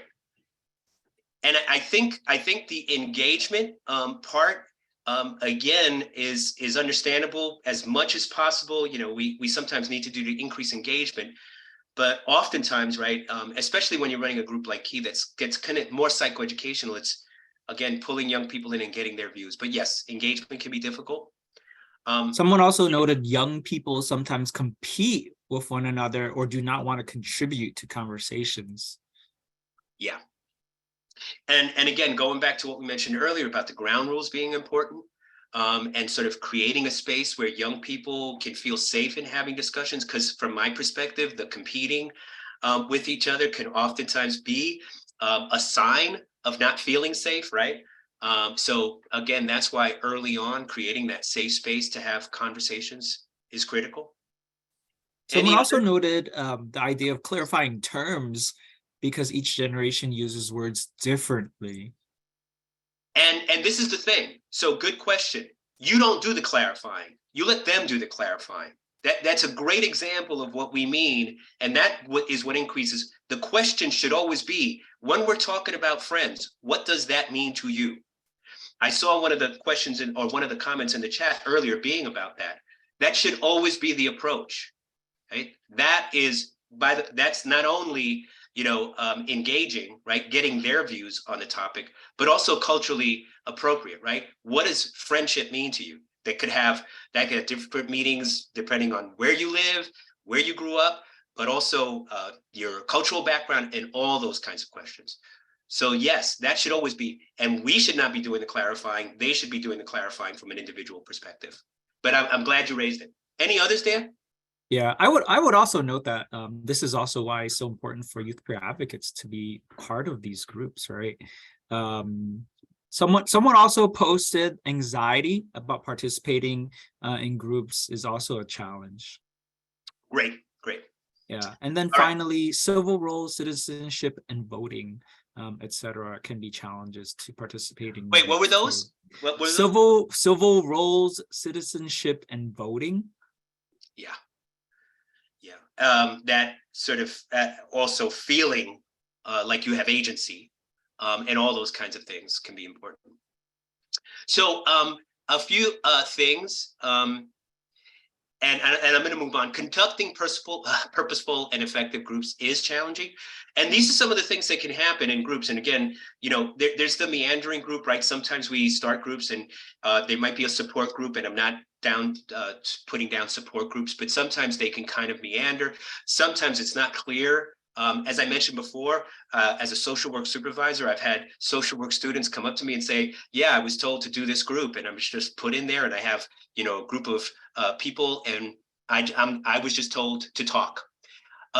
Right. The monopolized groups is sometimes, you know, we have groups and there might be one or two members, going back to the issue of engagement. The monopolized group, one person or a few people sort of have control of the group and, you know, sort of monopolize the discussion. Sometimes there could be individual therapy within an audience group, right? Like, you know, from week to week, it could be one individual that's focused on. Then multiple individual therapy with an audience, right? It turns into a therapy group. And again, I just want to be clear, this is much more of an educational, psychoeducational model. Doesn't mean that we're not processing, we can't do empathy, and we can't do those things that we normally think about with therapy, but it's not that. And then pulling the teeth group, or group leader does do most of the talking in the group, right? Again, that's the issue of engagement, right? It's driven by the information provided by the facilitator. And then the I just hope to survive this group. Again, many of my social work interns have said that, literally, I'm just trying to sort of figure it out week to week. And the filler group, I don't care what we talk about, because we need to fill in the time. And sometimes this is driven by organizational demands. Groups can, you can bill for groups and all those kinds of things. And then the sermonizing group, just, the leader, the facilitator, providing their views and only their views, right? These are all the things. But group interventions actually is more than that. There's an opportunity in group interventions to do some things that are critically important. This is just a quote from Judith Herman, especially with regards to trauma and adversity. Trauma isolates, the group recreates a sense of belonging. And so when we talk about that, again, those early sessions that we have about setting the frame, creating a safe environment, again, I'm certainly not naive enough to say that those things will happen and that we've, kind of identified the solutions to those problems you've raised around engagement and all of those other things. But those are why those sessions are critically important, to set the frame, create safety, create a space, a sense of belonging within the group. And we believe we have some ways of doing that in those early sessions. And then groups are important. One is, again, it can be a financial reality. Groups are very helpful, but also, as I mentioned earlier, groups can also be helpful to address this incredible mental health crisis we have with young people. Running effective groups is not easy, and it's prone to many pitfalls. It takes specific skills and knowledge. And sometimes people don't have, training and competencies in running group. And then it can be difficult to keep folks in groups. Ensuring that group facilitators consistently and effectively employ best practices in group is challenging. And since supervisors might find it challenging to support the effectiveness of their supervisees, especially if they don't have groups. So, but these are some of the benefits of group information, providing factual information, again, in this age of misinformation, providing factual information is critical. Cohesion, decreasing isolation, again, especially in the aftermath of the pandemic, and certainly the pandemic led to that, but even in the aftermath of that pandemic, increasing isolation and sense of alienation, mutual support, having members meet and learn from each other who are dealing with similar experiences, coping and self-efficacy, helping participants consider new ways of coping, and reducing stigma. So these are all kind of the benefits of group. So very quickly, again, to address some of those challenges that were raised a little while ago, first is preparing the young person to make an informed decision. And the first informed decision that they need to make from a key perspective is participating in group. This will not work very well if young people are mandated. I'm not going to suggest that mandated groups are impossible, but even with mandated groups, this process is important. So one of the things that we have, and this is in the facilitator guide.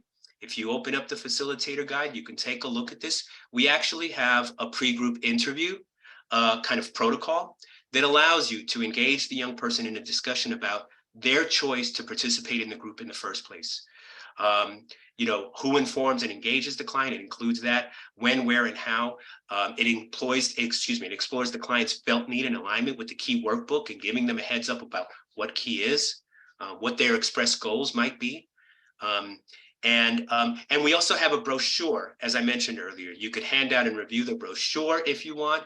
If you have a program where you want to recruit young people to be in it, the most important thing is, when you talk about engagement and having young people be a part of this group and feeling connected to the group, this is where it starts, is helping them know what they're getting into. So we have the pre-group interview form or protocol that allows you to ask some important questions.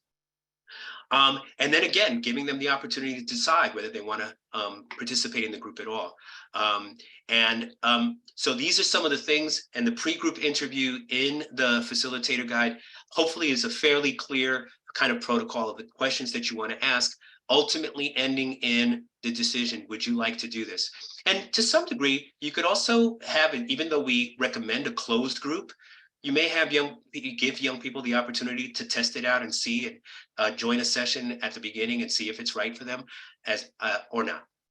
So we really strongly suggest using that. We also, for outreach and recruitment, again, the pre-group interview I talked about, we have the brochure available. If you're in a program that you can send out brochures to young people to see if they have an initial interest. The brochure that we have, we can send you or include a copy where you can put your own information in there as well, but it just summarizes what a key group is. And then the other thing is we have a nomination form. Again, the nomination form is in the facilitator guide and you can use it. It's available there. The nomination form, one of the things that I worked at the McSilver Institute is we had a group intervention that we used in schools for young people who were at risk of failing and dropping out of school. And we ran this group. We used nomination forms with teachers. It's a less stigmatizing way than our traditional referral forms. But the nomination form also addresses, for the person nominating the individual, questions about their readiness and their openness to participate in the group and where they are around goals that they might have. It can provide some useful information for the facilitators to know about the individuals coming into group. And well, here we are, the basics of teaching individual and group sessions. So again, trying to address some of those issues.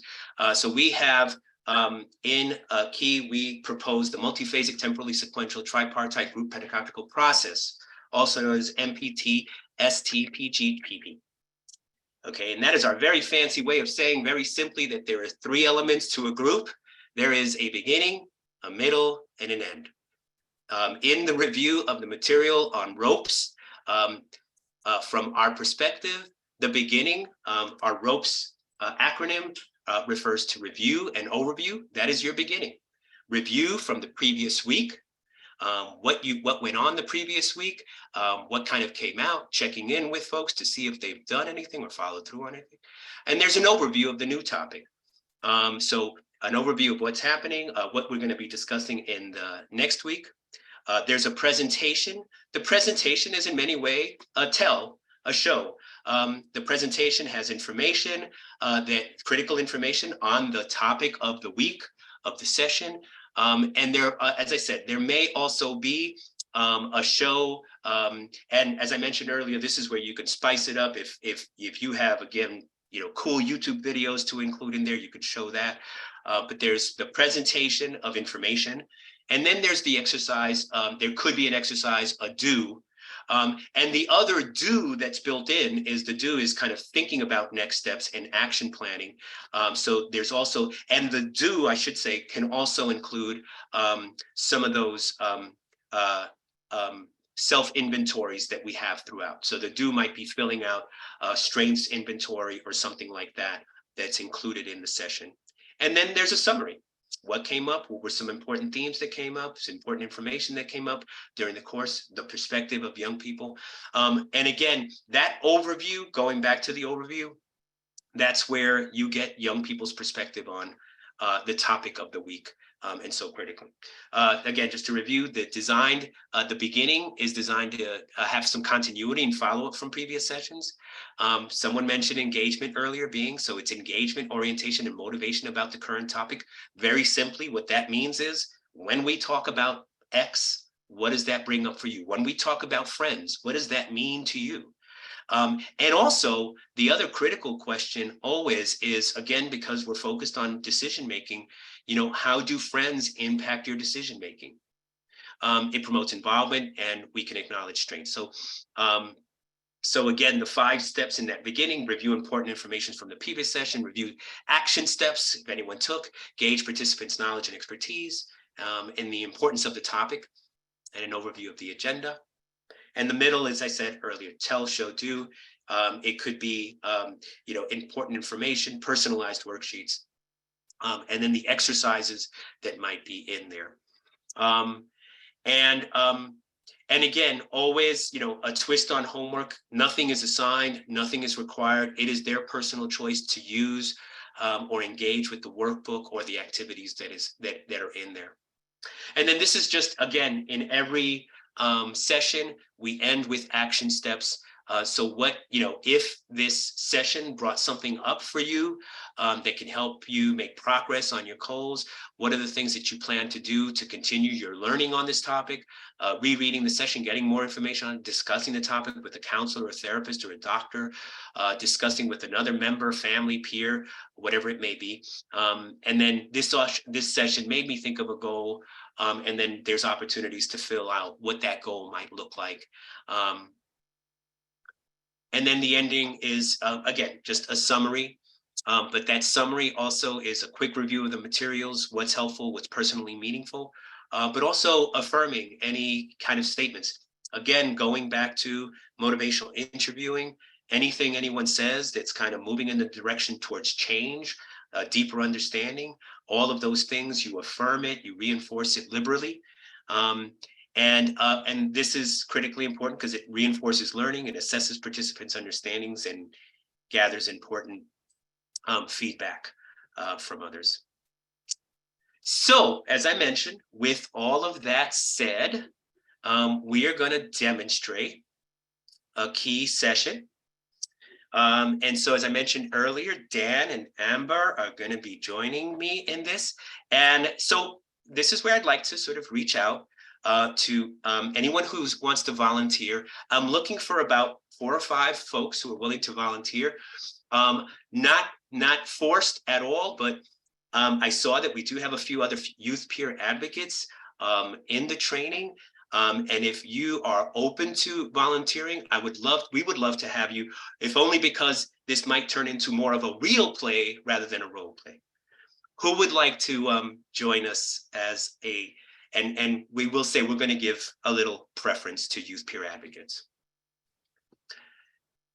And by the way, for those of you who will be joining us, before I move on, I will say, as I mentioned already, the session that we're going to demonstrate is the session when bad things happen to good people.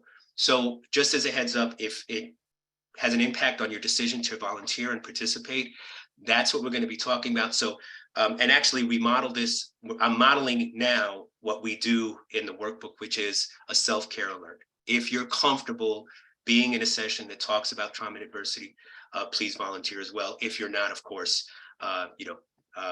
don't.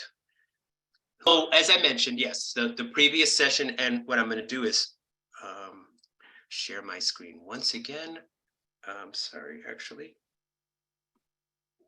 Okay, so very quickly, and this is just setup, and then we'll go into our real play. So let me just scroll on down. Just as a reminder for you all, this is the previous session. In the previous session, we talk about resilience, how your strengths help you heal and make decisions. So we would have talked a little bit about this. Remember, I talked about this already. We see resilience as being this combination of your personal strengths, trusted people in your life, and your community. We talk about personal strengths and help you identify your personal strengths and share. So you would have had this discussion, and this is kind of a strengths questionnaire. And these are some of the questions that would have come up and we would have asked you to ask yourself.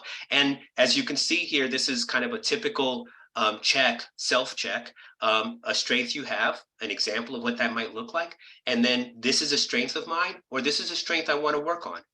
And these are some things that would have come up if you did this. I have a strong supportive connection with people closest to me. I communicate well with friends and family or other important people. When stressful things happen, I can avoid blaming myself. I don't overjudge or criticize myself. I am able to find spaces and places that are hassle-free. I can find quiet spots that is stress-free when I need a break. I have some routines that are healthy and help me heal. When I get stressed, I can take a walk, listen to music, call a good friend. I am able to take care of myself physically, enough sleep, health, eating, exercise. I am able to push myself or do things that might be hard. getting out of bed or working or getting to work when I'm not feeling like it. I'm able to express myself in a variety of ways: art, writing, music, dance. I can or do have done things to help others, volunteering in the community. I am able to control my negative thinking when I'm stressed or upset. I have relax and breathe clear in mind, try to have more helpful thoughts. I know how to advocate for myself with helpers. I can ask the right questions and get what I need from my teachers, doctors, counselors, therapists, case managers, or bosses. And then I have a social support system of people I can turn to when I need help. So just to give you an idea, and then as I mentioned, we're going to start off with a little bit of a discussion about this session, and then we're going to talk a little bit about and move into our next session, which will be when bad things happen to good people. Okay. With that said, we're going to kind of move into, I'm going to stop here. And does anyone, before we start, Lisette, Iris, Amber, and Atali, do you have any questions before we start the real play? Any questions? No question. Okay. All right. And Dan, my co-facilitator, are you ready? I am ready to go. Okay. So,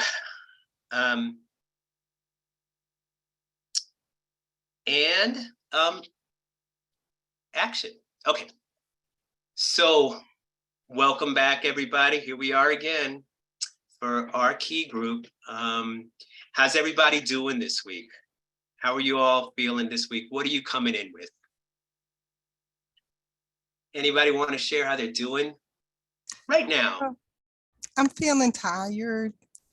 I didn't really want to be here today. Okay. Thanks for sharing that, Iris. So we'll be aware of that. And we'll know maybe if you're stepping back a little bit, you can step back. Okay. Yeah. Others, Lisette? Can I ask Iris, why is it that you feel tired?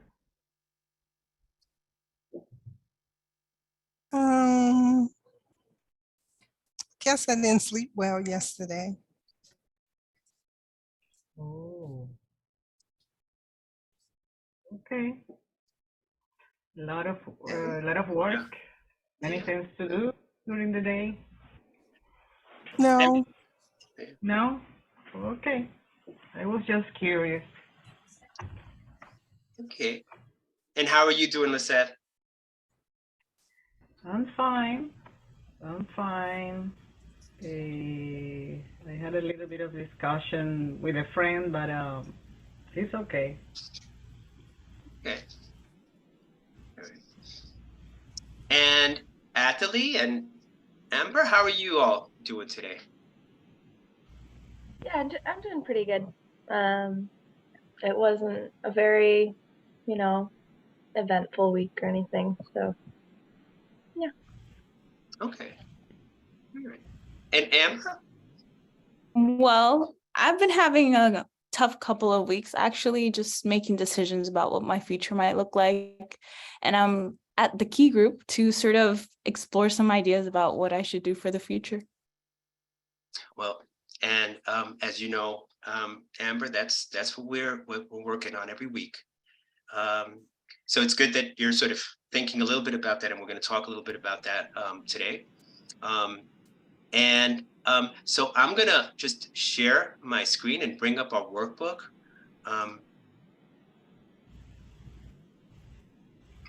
Oh, sorry.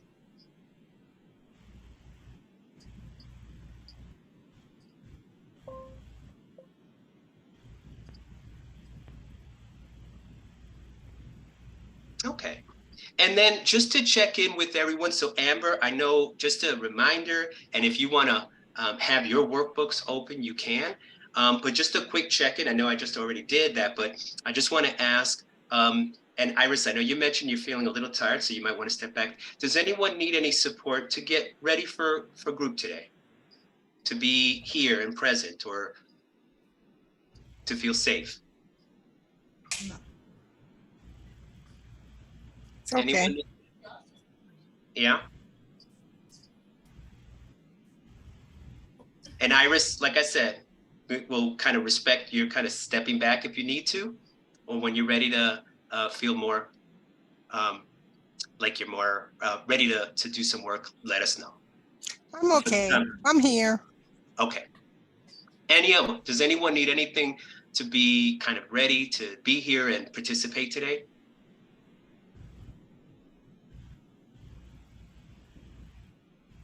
Okay. Well, I'll just take that as you're kind of here and ready. And so I just want to start off by, as we do every week, is, kind of a check-in from last week and see if anyone had. So let me ask you all, does anyone remember what we talked about last week and what the topic was for last week?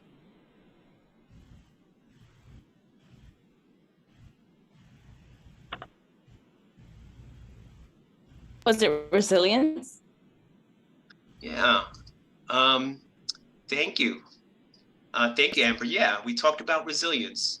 Can you tell me what you remember for that? And again, as we do every week, if you remember anything that we talked about, and more importantly, if there was anything that helped you think about a goal or something that you're working on around resilience, your strengths.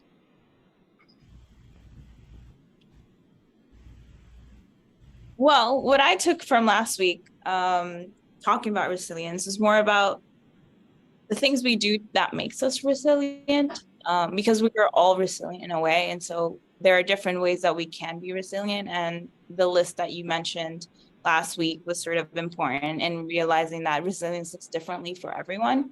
And especially for people who are younger, resilience doesn't look like what resilience looked like for their parents or for their mentors or people they looked up to, especially in this new age with different types of medias and stuff like that. So yeah, it could be hard. It could be hard to sort of feel strong and feel ready, and so resilience can sometimes be can kind of go down if there's a lot of stress in your life. Others, Lisette or Iris, do you remember anything we talked about from last week? Or what kind of came up for you as we were thinking about your strengths? Well, it made me think about my support systems, who I go to, who I feel comfortable talking to. So I feel very comfortable talking to my family and my close friends, but sometimes challenged when I'm talking to teachers or authority figures. Yeah. And I'm wondering, Iris, if you thought about a goal or something that you could do to address that. Sounds like there's people you feel comfortable talking with to get support from, and others who you don't. Yes, so I've been talking to my counselor and realizing that I can push myself and challenge myself to trust people more. So I guess I realized that it's a trust thing. Yeah. And trust, it could be hard to trust others. So yes. Yeah. So I'm glad you realized that. Any others? So thinking a little bit about pushing yourself to talk with folks who you might not normally be used to talking, but might be helpful, right? Great. I found out that sometimes I feel with too much anxiety. I feel very nervous, I tremble, when I'm talking to people.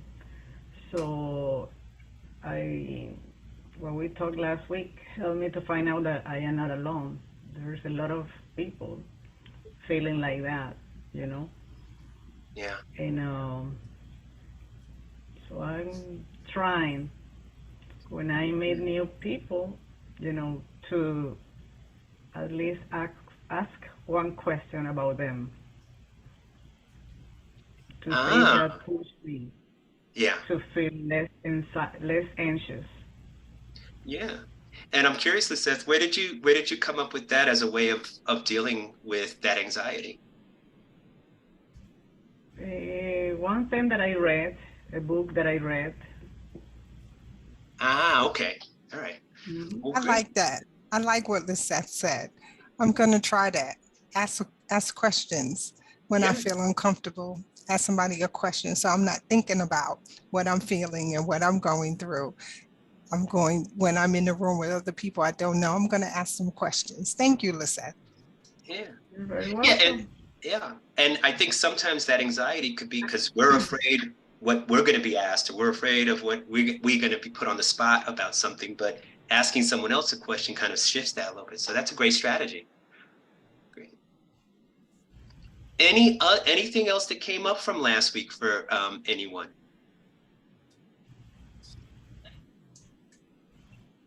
But thank you all for sharing.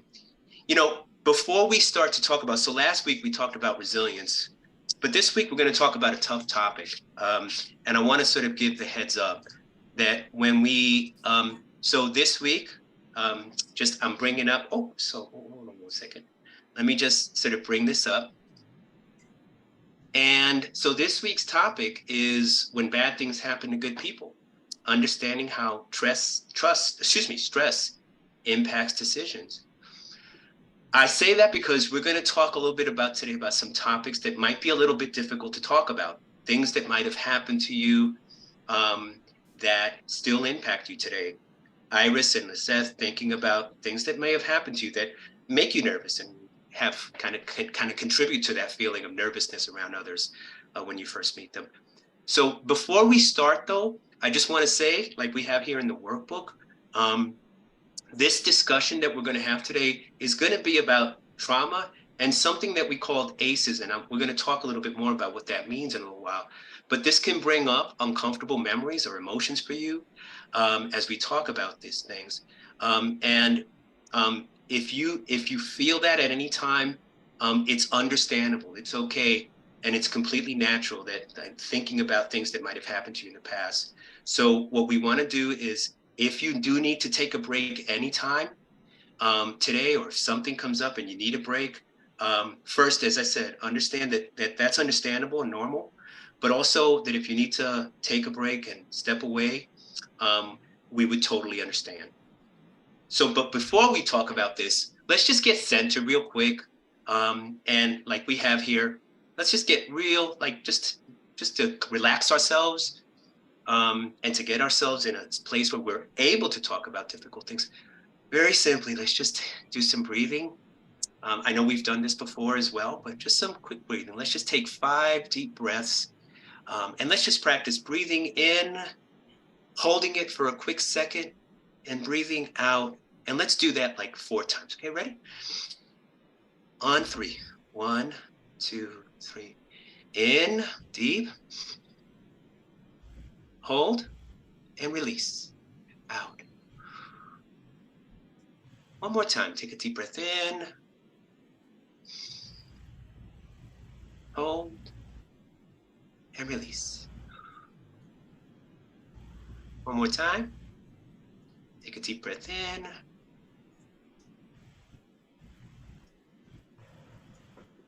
And one last time. Deep breath in, full, as deep as you can. And let it out. Okay. So, we did a little bit of our review. So just let me ask you all, again, like I said, we're going to talk about a tough topic today. But when I say the word trauma or extreme stress, what comes up for you? What does that term mean to you when you think about that? For me, it makes me think of like, I don't know, like my heart beating really fast and just like feeling overwhelmed by just things that have happened to me and like hard things. Yeah. So thinking about those hard things brings up and makes you feel. Adelie, real quick check-in right now, as I mentioned already, right? They're talking about this topic and just bring it up. How are you feeling right now? I'm okay right now. Yeah. Okay. All right. For others, what does it bring up for you? That term trauma? It makes me think of things that happen before you or around you that you have no control over and how it affects you. Yeah. To jump off of that, I think the idea of control when thinking about trauma is very important. Thinking about like the control you didn't have when you could have, or the control that you're looking for in like future scenarios because you didn't have that control when you were younger. Yeah. And that theme, right, of just feeling like you're not in control because of things that have happened. And I want to ask, well, first, let me just ask for others, Lisette, your thoughts, like, what does those words mean to you? What does it bring up for you? Trauma is like memories that last more than we want them to last. Wow. Yeah. Memories that last longer than we want them to. Yeah, they just kind of stick with you. And actually, I want to connect that to the issue of control, right? Sometimes what can happen is you're not even in control of your own thoughts, right? They just kind of revisit you. You can't keep them from revisiting you. It can feel hard, right? You feel that loss of control, but also you can't even control your own thoughts. Yeah. Thank you for sharing that, Lisette. Yeah. What I'm curious about, as we always talk about with Key, it's about, what helps in decision making. And what I'm curious about is, as you think about trauma, and for anyone, but what may have happened to you, but when you think about that, how can that impact your decision making? And some of you have already kind of touched on this a little bit, but how does it impact like your ability to have goals and think about the future and make decisions? What are your thoughts about that? It can be distracting. It can make you lose focus, make it hard to focus on what it is you want to do, what your initial goal is. So it can sometimes be a setback. Yeah, right. And you were just talking about it, right? You were all talking about it, right? Sometimes like that loss of control that you felt earlier, but also, just being distracted because whatever those memories, like you said, Lisa, sometimes those memories just stick with you. They kind of come and hit you even when you're not expecting them, definitely when you don't want them, and they can lead to distractions, and it's difficult to focus on your future when the past is coming in. Others, how does it get in the way of you being able to make decisions and set goals for yourself? It could lead you to either over or under compensate some areas of your life. You might work too hard at something or not work hard enough at something because you feel like that sense of control you can never get back. Thank you for sharing that.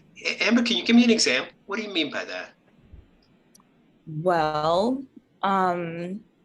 you may feel like you're undeserving of something, so you might look for it too much elsewhere. That's not necessarily the right place to look for it. Or you could feel like you're too much of something, so you don't adequately treat yourself to things that you need. Right. Do others, I'm wondering what others think about what Amber just said.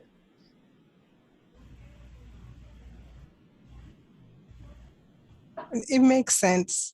You feel undeserved. It feels undeserved, or like you don't deserve to get what you really want, or to even share what you want. So you kind of keep it to yourself because you don't really believe it. Yeah. So yeah, go ahead. That's very It doesn't, things don't seem like as possible. Like they seem possible for other people, but like for me, sometimes it's like, but I can't necessarily do that. Like there's a lot of, self doubt there. Yeah. Yeah. And things you didn't get, but, could have had the undeserving piece, but also like yeah, you don't feel like you can get those things, and it's hard to see. And I really love that connection, Natalie, to decision making, right? Because it's almost hard to see what's possible. Yeah. And as you mentioned, Amber, was like what's deserving, and you might feel like you don't deserve to get anything because of what's happened. Any other thoughts? And again, specifically about how all this might impact your decision and your goals. You all are doing a great job. You all are doing a great job kind of talking about this. It's hard. I believe that it's very, very significant, the impact that the trauma has on the decision making, because of the trauma affects us in every level, no? In our emotions, affections, in our thoughts, in our actions, in you know, the more significant, the more harm that trauma has made on every one of us, you know, the less. And if we don't look for any help, any way to overcome that trauma, we feel like stuck. We are in the same place. We don't see any opportunities. We don't see any venues. Nothing is changing. I'm the same person. I'm stuck in the trauma. I don't have any energy to move and look for other exits, you know, other ways to feel better, you know.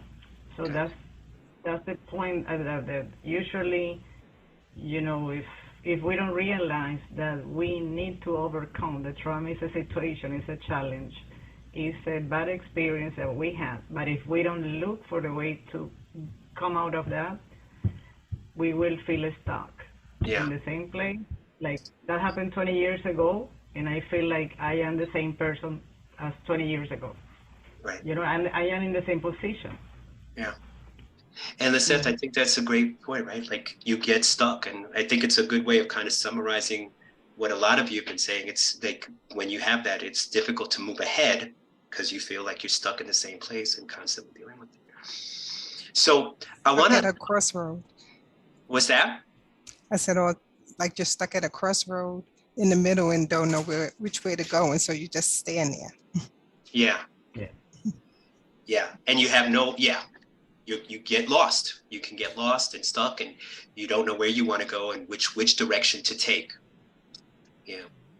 You know, so I want to provide a little information about just stress, because there's this kind of thing between trauma and stress, and there's different levels of stress. And I want you all to kind of just take a look at this from your workbook. And I know you have the workbook as well. I'm just going to show it here for a second. But this is kind of some information. I just wanted to know if any of you have seen this before, and if as you look at this, you know, this difference between positive stress. So stress isn't always bad, right? But there's this difference between positive stress and tolerable stress, or, you know, having more stress, but it's not overwhelming. And then toxic stress or chronic stress, like, you know, if you've always been living under stressful situations. And these are some of the things, but I'm just wondering, as you look at this, what do you think about this information? Like, Well, first of all, when you think of stress, just the word itself doesn't usually connect to anything positive in your initial thought. I think the positive side of it will be probably something that you learn or practice to get to that point to see it as that.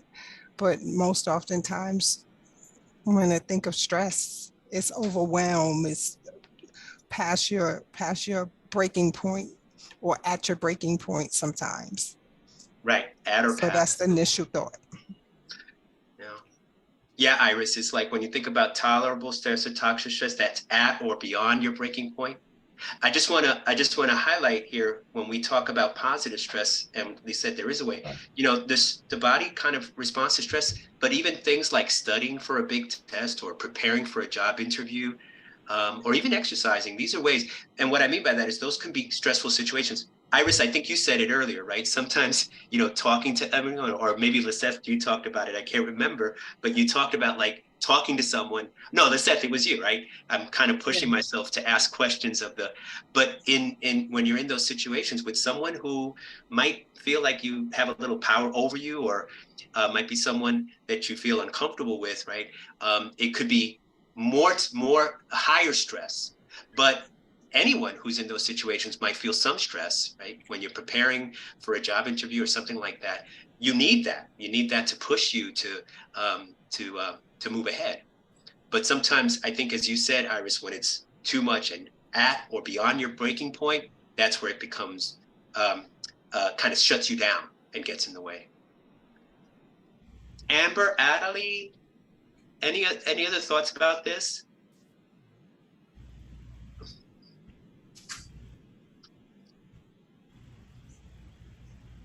I would say that in order to avoid to get to the point of toxic stress, the importance of giving us, or at least that's what I do, giving me every time I'm able to overcome the stress, a reinforcer, something that I like. I go and take, for example, an ice cream if I want to feel better. or a candy or something, so that makes me feel better. In that way, I avoid the toxic stress. Yeah, and it's also right, because you're avoiding toxic stress, but also it sounds like you're also giving yourself a treat for dealing with something stressful. Addressing and confronting something stressful. Yeah.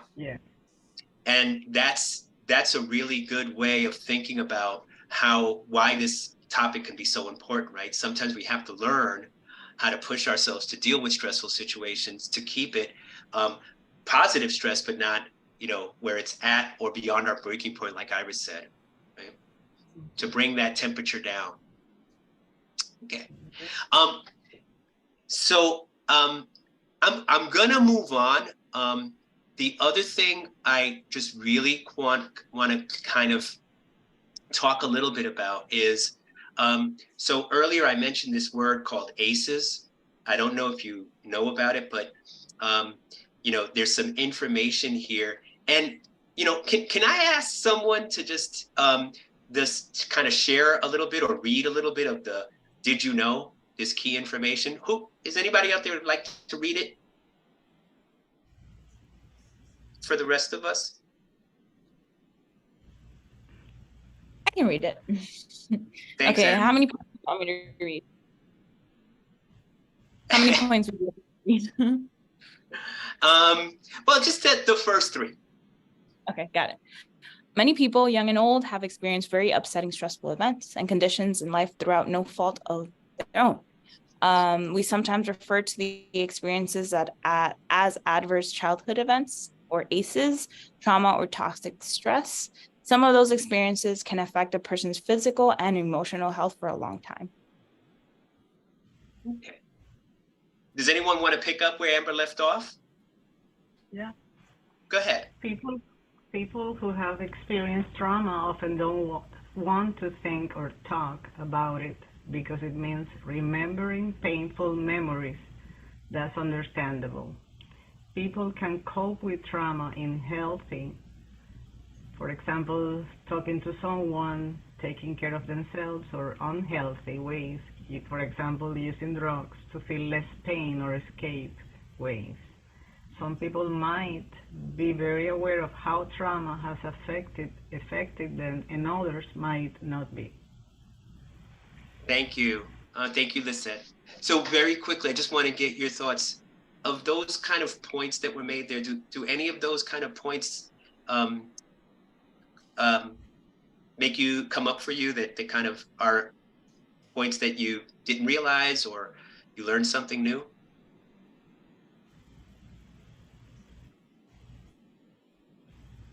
Sometimes realizing that other people don't have that same trauma as you is actually surprising for you sometimes, just because you're so aware of how your trauma has affected you in some way that you realize that you sort of expect other people to also have that type of history with them.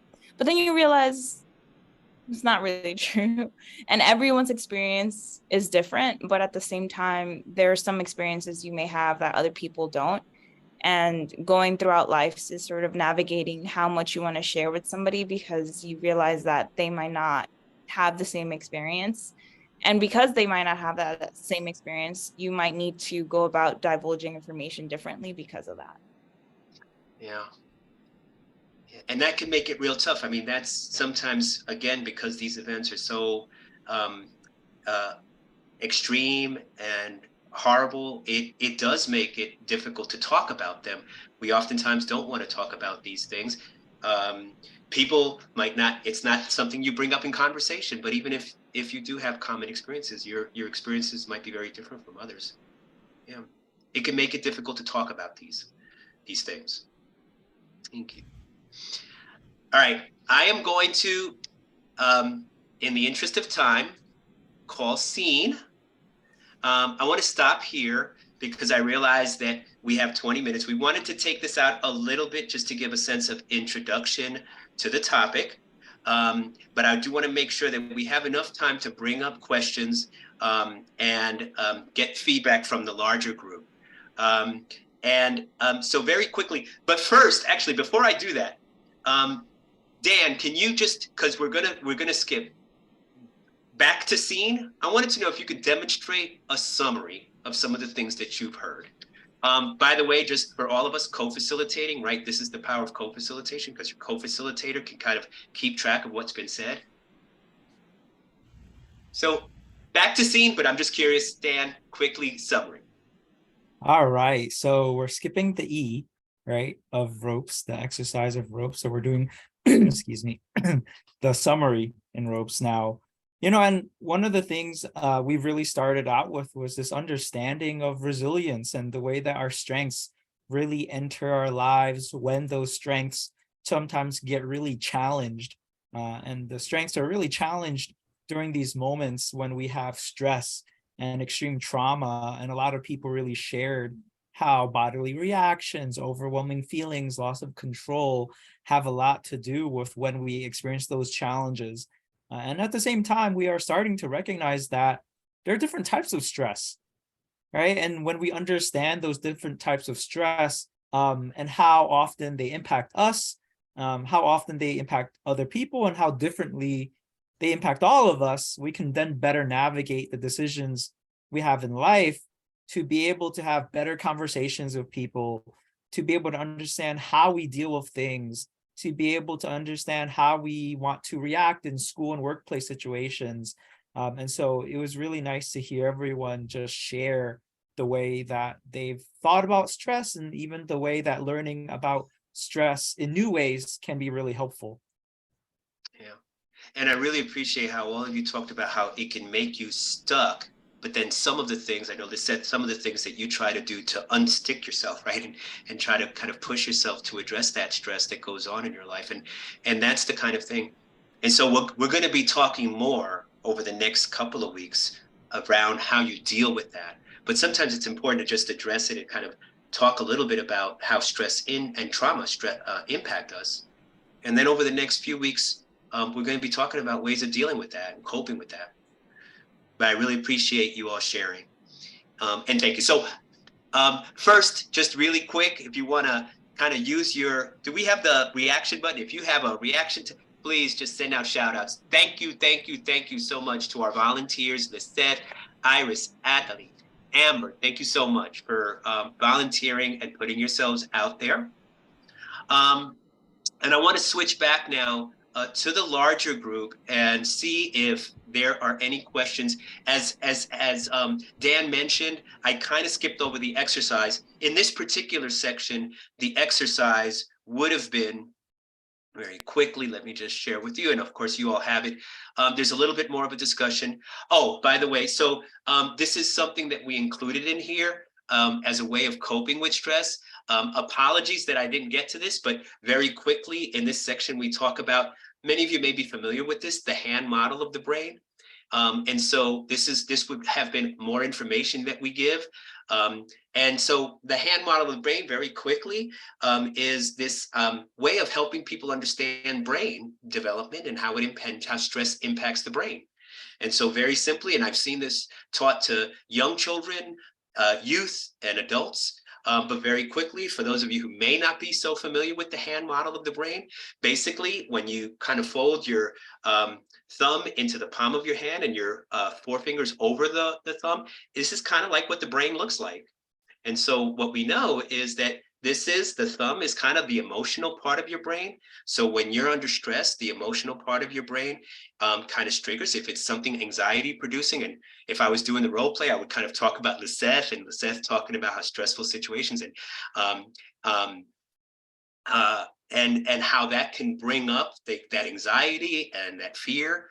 And so what happens is that the fingers are your wise brain, your thinking brain.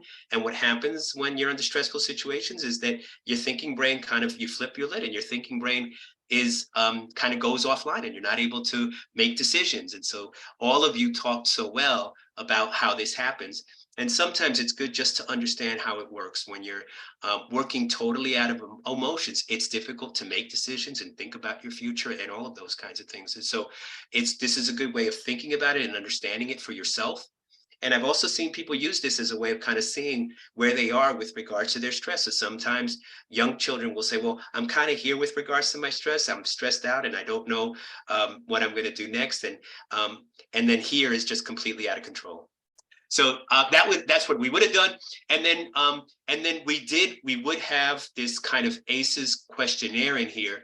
And this would be, and I didn't want to open this up as well, just for obvious reasons, but it would be an opportunity with this. Again, we would give a lot of room for the people to complete this, but also to think a little bit about how this trauma that may have happened to them affects their decisions today. And this is the important thing about this section is it's not about processing trauma. We're not doing a trauma narrative. We're not doing necessarily therapy around the trauma, but more importantly, the question is, how does that history impact your decisions and the decisions you make today? And that would be the way the discussion goes. I'm going to stop sharing for a moment, or actually come back to our slides. And just ask, actually, no, let me stop there. Questions, I'm sorry. So questions, feedback, thoughts about the role play, what you saw. And again, I just want to be clear. We totally understand that, this was a real play in many ways. Again, for everyone who participated in the role play, I totally appreciate what you shared. And we realize groups with young people, again, can be a little bit more difficult to navigate. So this was kind of easy, but that's the process. Questions that might come up or thoughts about the process and how you would run a key group.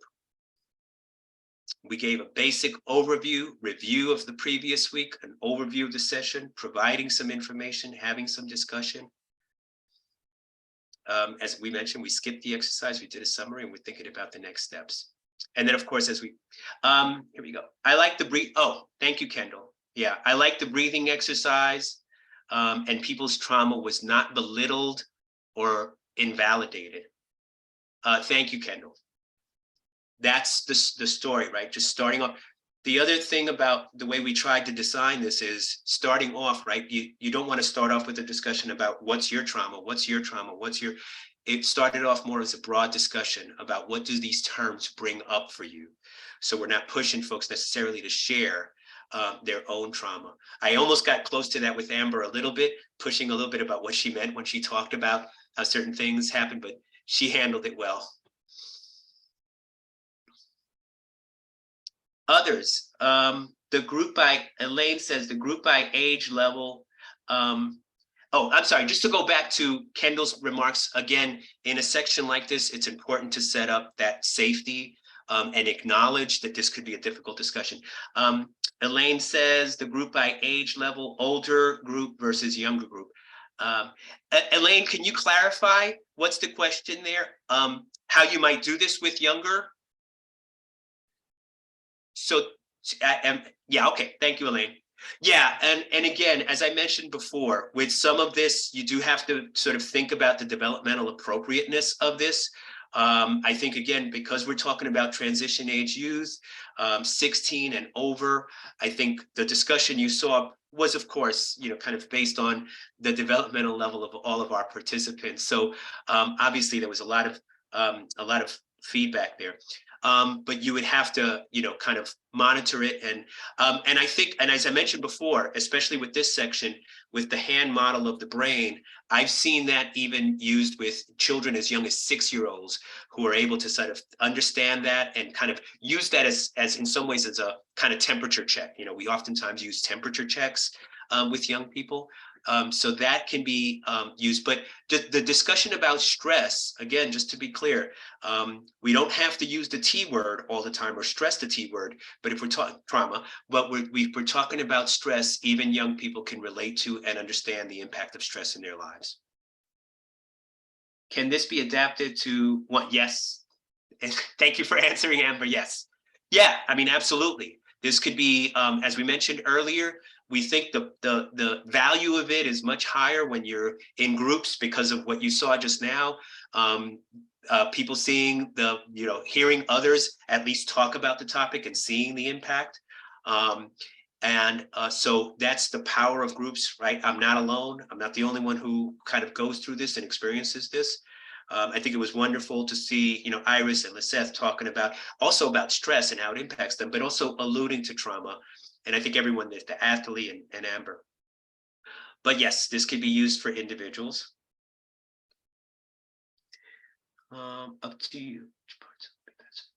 Okay, yeah. So Amber said up to you in terms of which parts are best for one-on-one at that moment.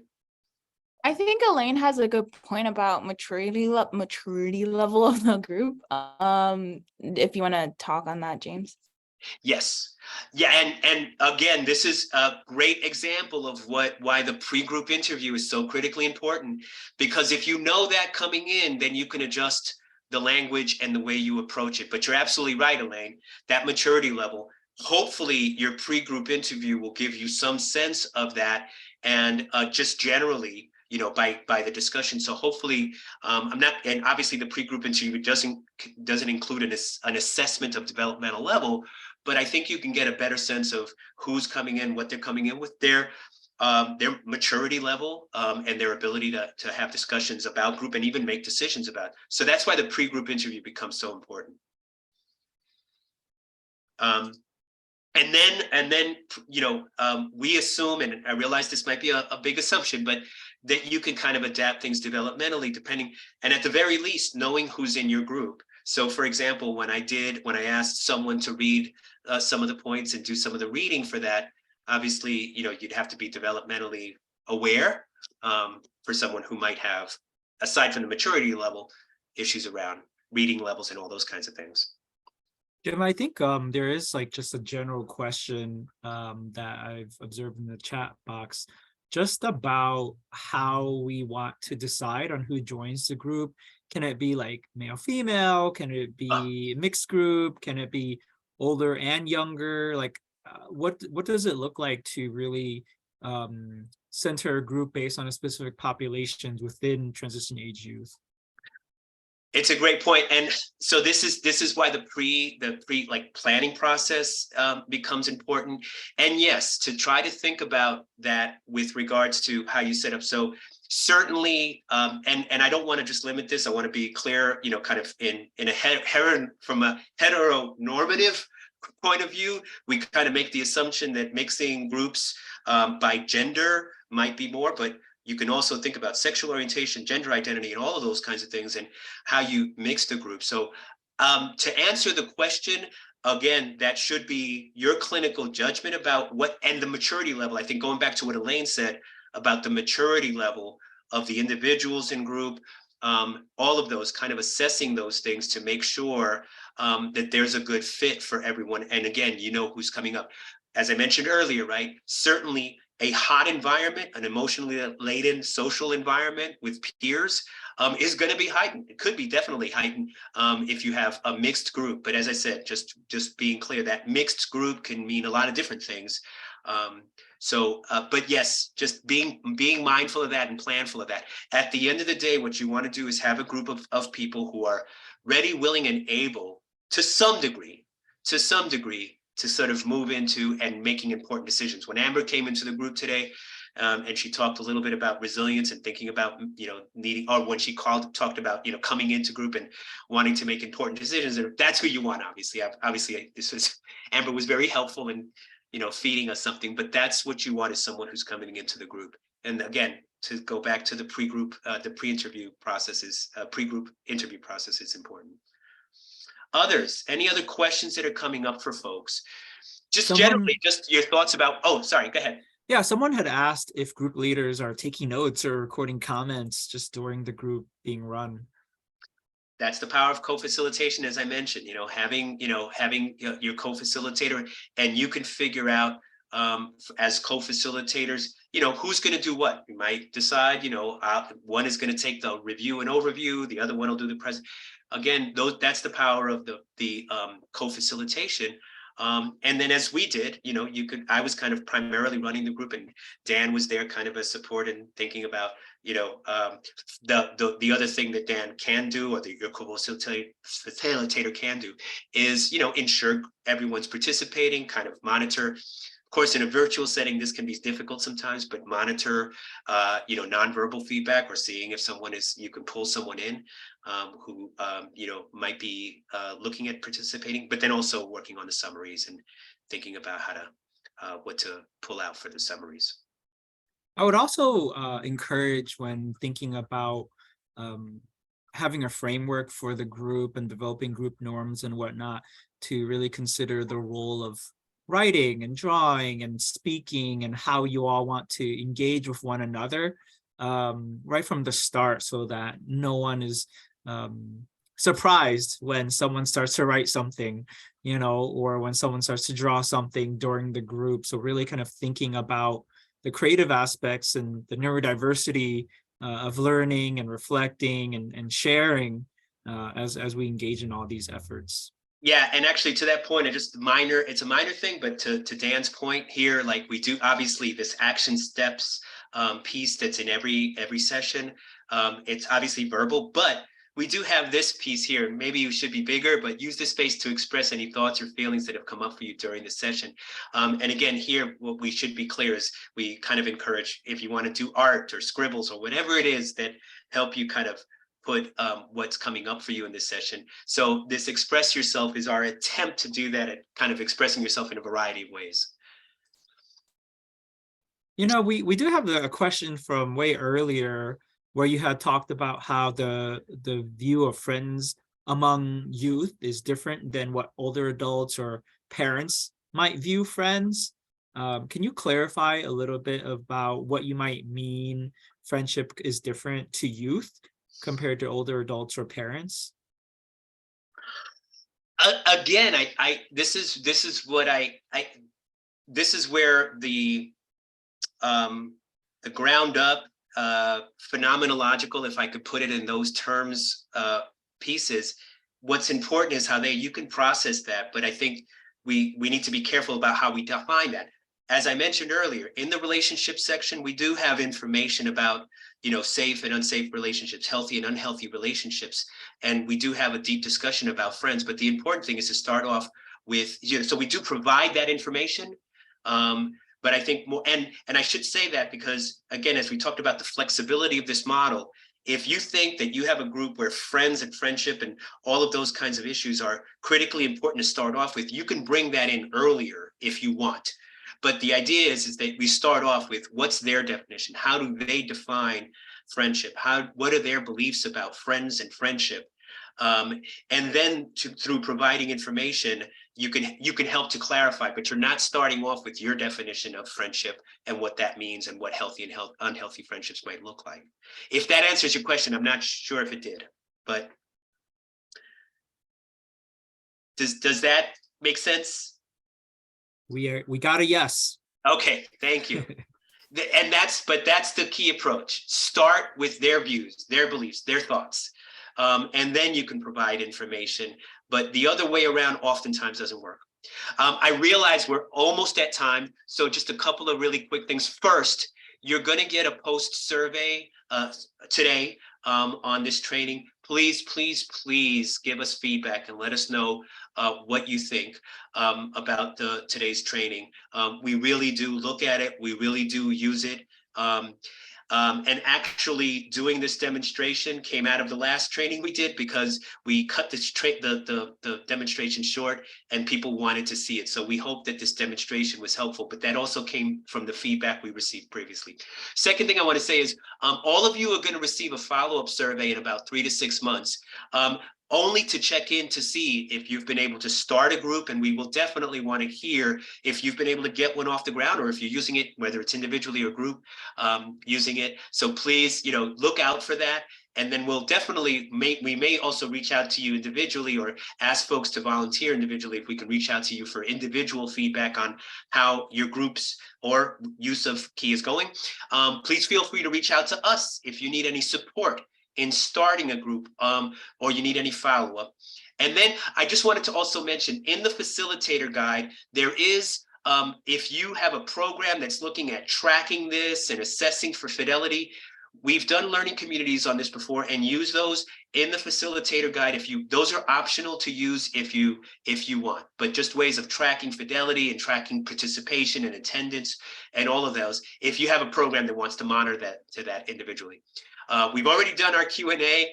Sorry about that. And then very quickly, again, this is our contact information.